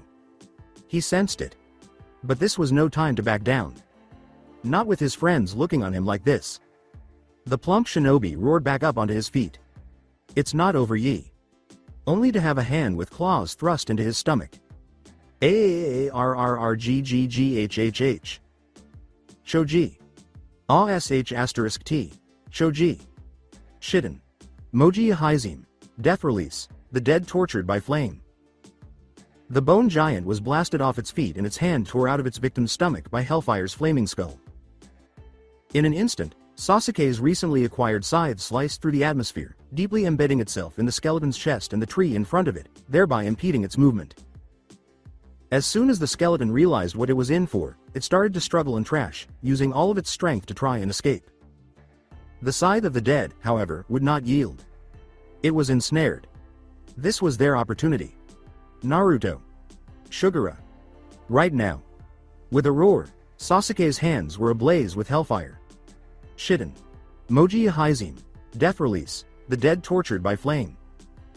Saitoryu. Daitengiri, holy sword style. Great celestial slash. Raken, lightning fist. The three champions' attacks were effective and caused the skeleton to literally blow apart with a loud explosion. As the battle finally came to an end, small bone fragments scattered across the clearing made it possible for Ino and Shikamaru to run over to their injured teammate, who had grown back to his normal size. Shoji. Ino sobbed. "Shoji, are you alright?" When Shikamaru saw the wounds up close, he paled and asked. Shit, he only had to take one glance to realize that Shoji's wounds were potentially fatal. Out of the way, Shikamaru. With a growl, Naruto materialized by their side. With his wings spread, he exuded a radiant, spiritual energy. It was obvious to everyone that he was going to try to heal their friend, but in what way? Were they to dare hope? "Can you heal him?" As their friends gathered around them, the angel cast a quick glance at the Nara. "I'll give it my all, but I'm not sure if I have enough strength." "Hold on. Sasuke." Without delay, the Uchiha moved forward. "Give me all of your celestial chakra at my command. Maybe if we work together, we can make this work." "Got it. Everyone else, please return." Don't get involved in anything you do. This is our one and only chance. The angel summoned all of Naruto's celestial chakra, which caused the light emanating from his body to get brighter and brighter. With his hand on the blonde's shoulder and flame, like markings starting to spread across his face and down his arm, Sasuke stood next to him. They had to work quickly. Choji was already unconscious and his breathing was becoming increasingly labored. Ready, Sasuke? Yeah, do it. All right, so. Nothing happens now. He covered Choji's wounds with his hands. Seiden Ogi, Sosei no Inori, Holy Release Secret Art, Prayer of Rebirth. It seemed as though they had stepped onto the sun when Naruto released the celestial chakra that had been stored up. A brilliant column of golden light burst from the earth, enveloping the three shinobi in its brilliance. The remaining Konoha were compelled to turn away for fear of being bound, leaving them with little choice but to hope and pray for their friend to survive. The golden light disappeared after what seemed like an eternity but was actually only a few seconds, revealing Sasuke and Naruto on their hands and knees. They were breathing heavily, obviously exhausted from the healing process, having expended all of their celestial chakra and even a good portion of their regular chakra. Regretfully, neither was making a sound, so the group could not determine whether their strategy had been effective. The fact that they could still see Choji lying on the ground next to them did not help. He remained motionless. His breathing stopped. Ino took a swallow. Did it work? Not a response. Hua. There. It was there. There was a ragged, desperate sound as Choji sat up abruptly, his eyes wide, his chest heaving as he inhaled those amazing breaths that validated his survival. He tensed and frantically touched his chest, feeling only tender skin rather than pain. No pain, no blood.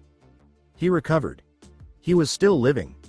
Sakura, Hinata, and Ino slumped against each other and chuckled nervously as Kiba and Shikamaru fell to their knees in sheer relief. Even Shino, who is usually emotionless, was leaning against a nearby tree and breathing steadily and slowly with his hand over his heart. Now they were in the same group. Everybody was well and alive. They had succeeded.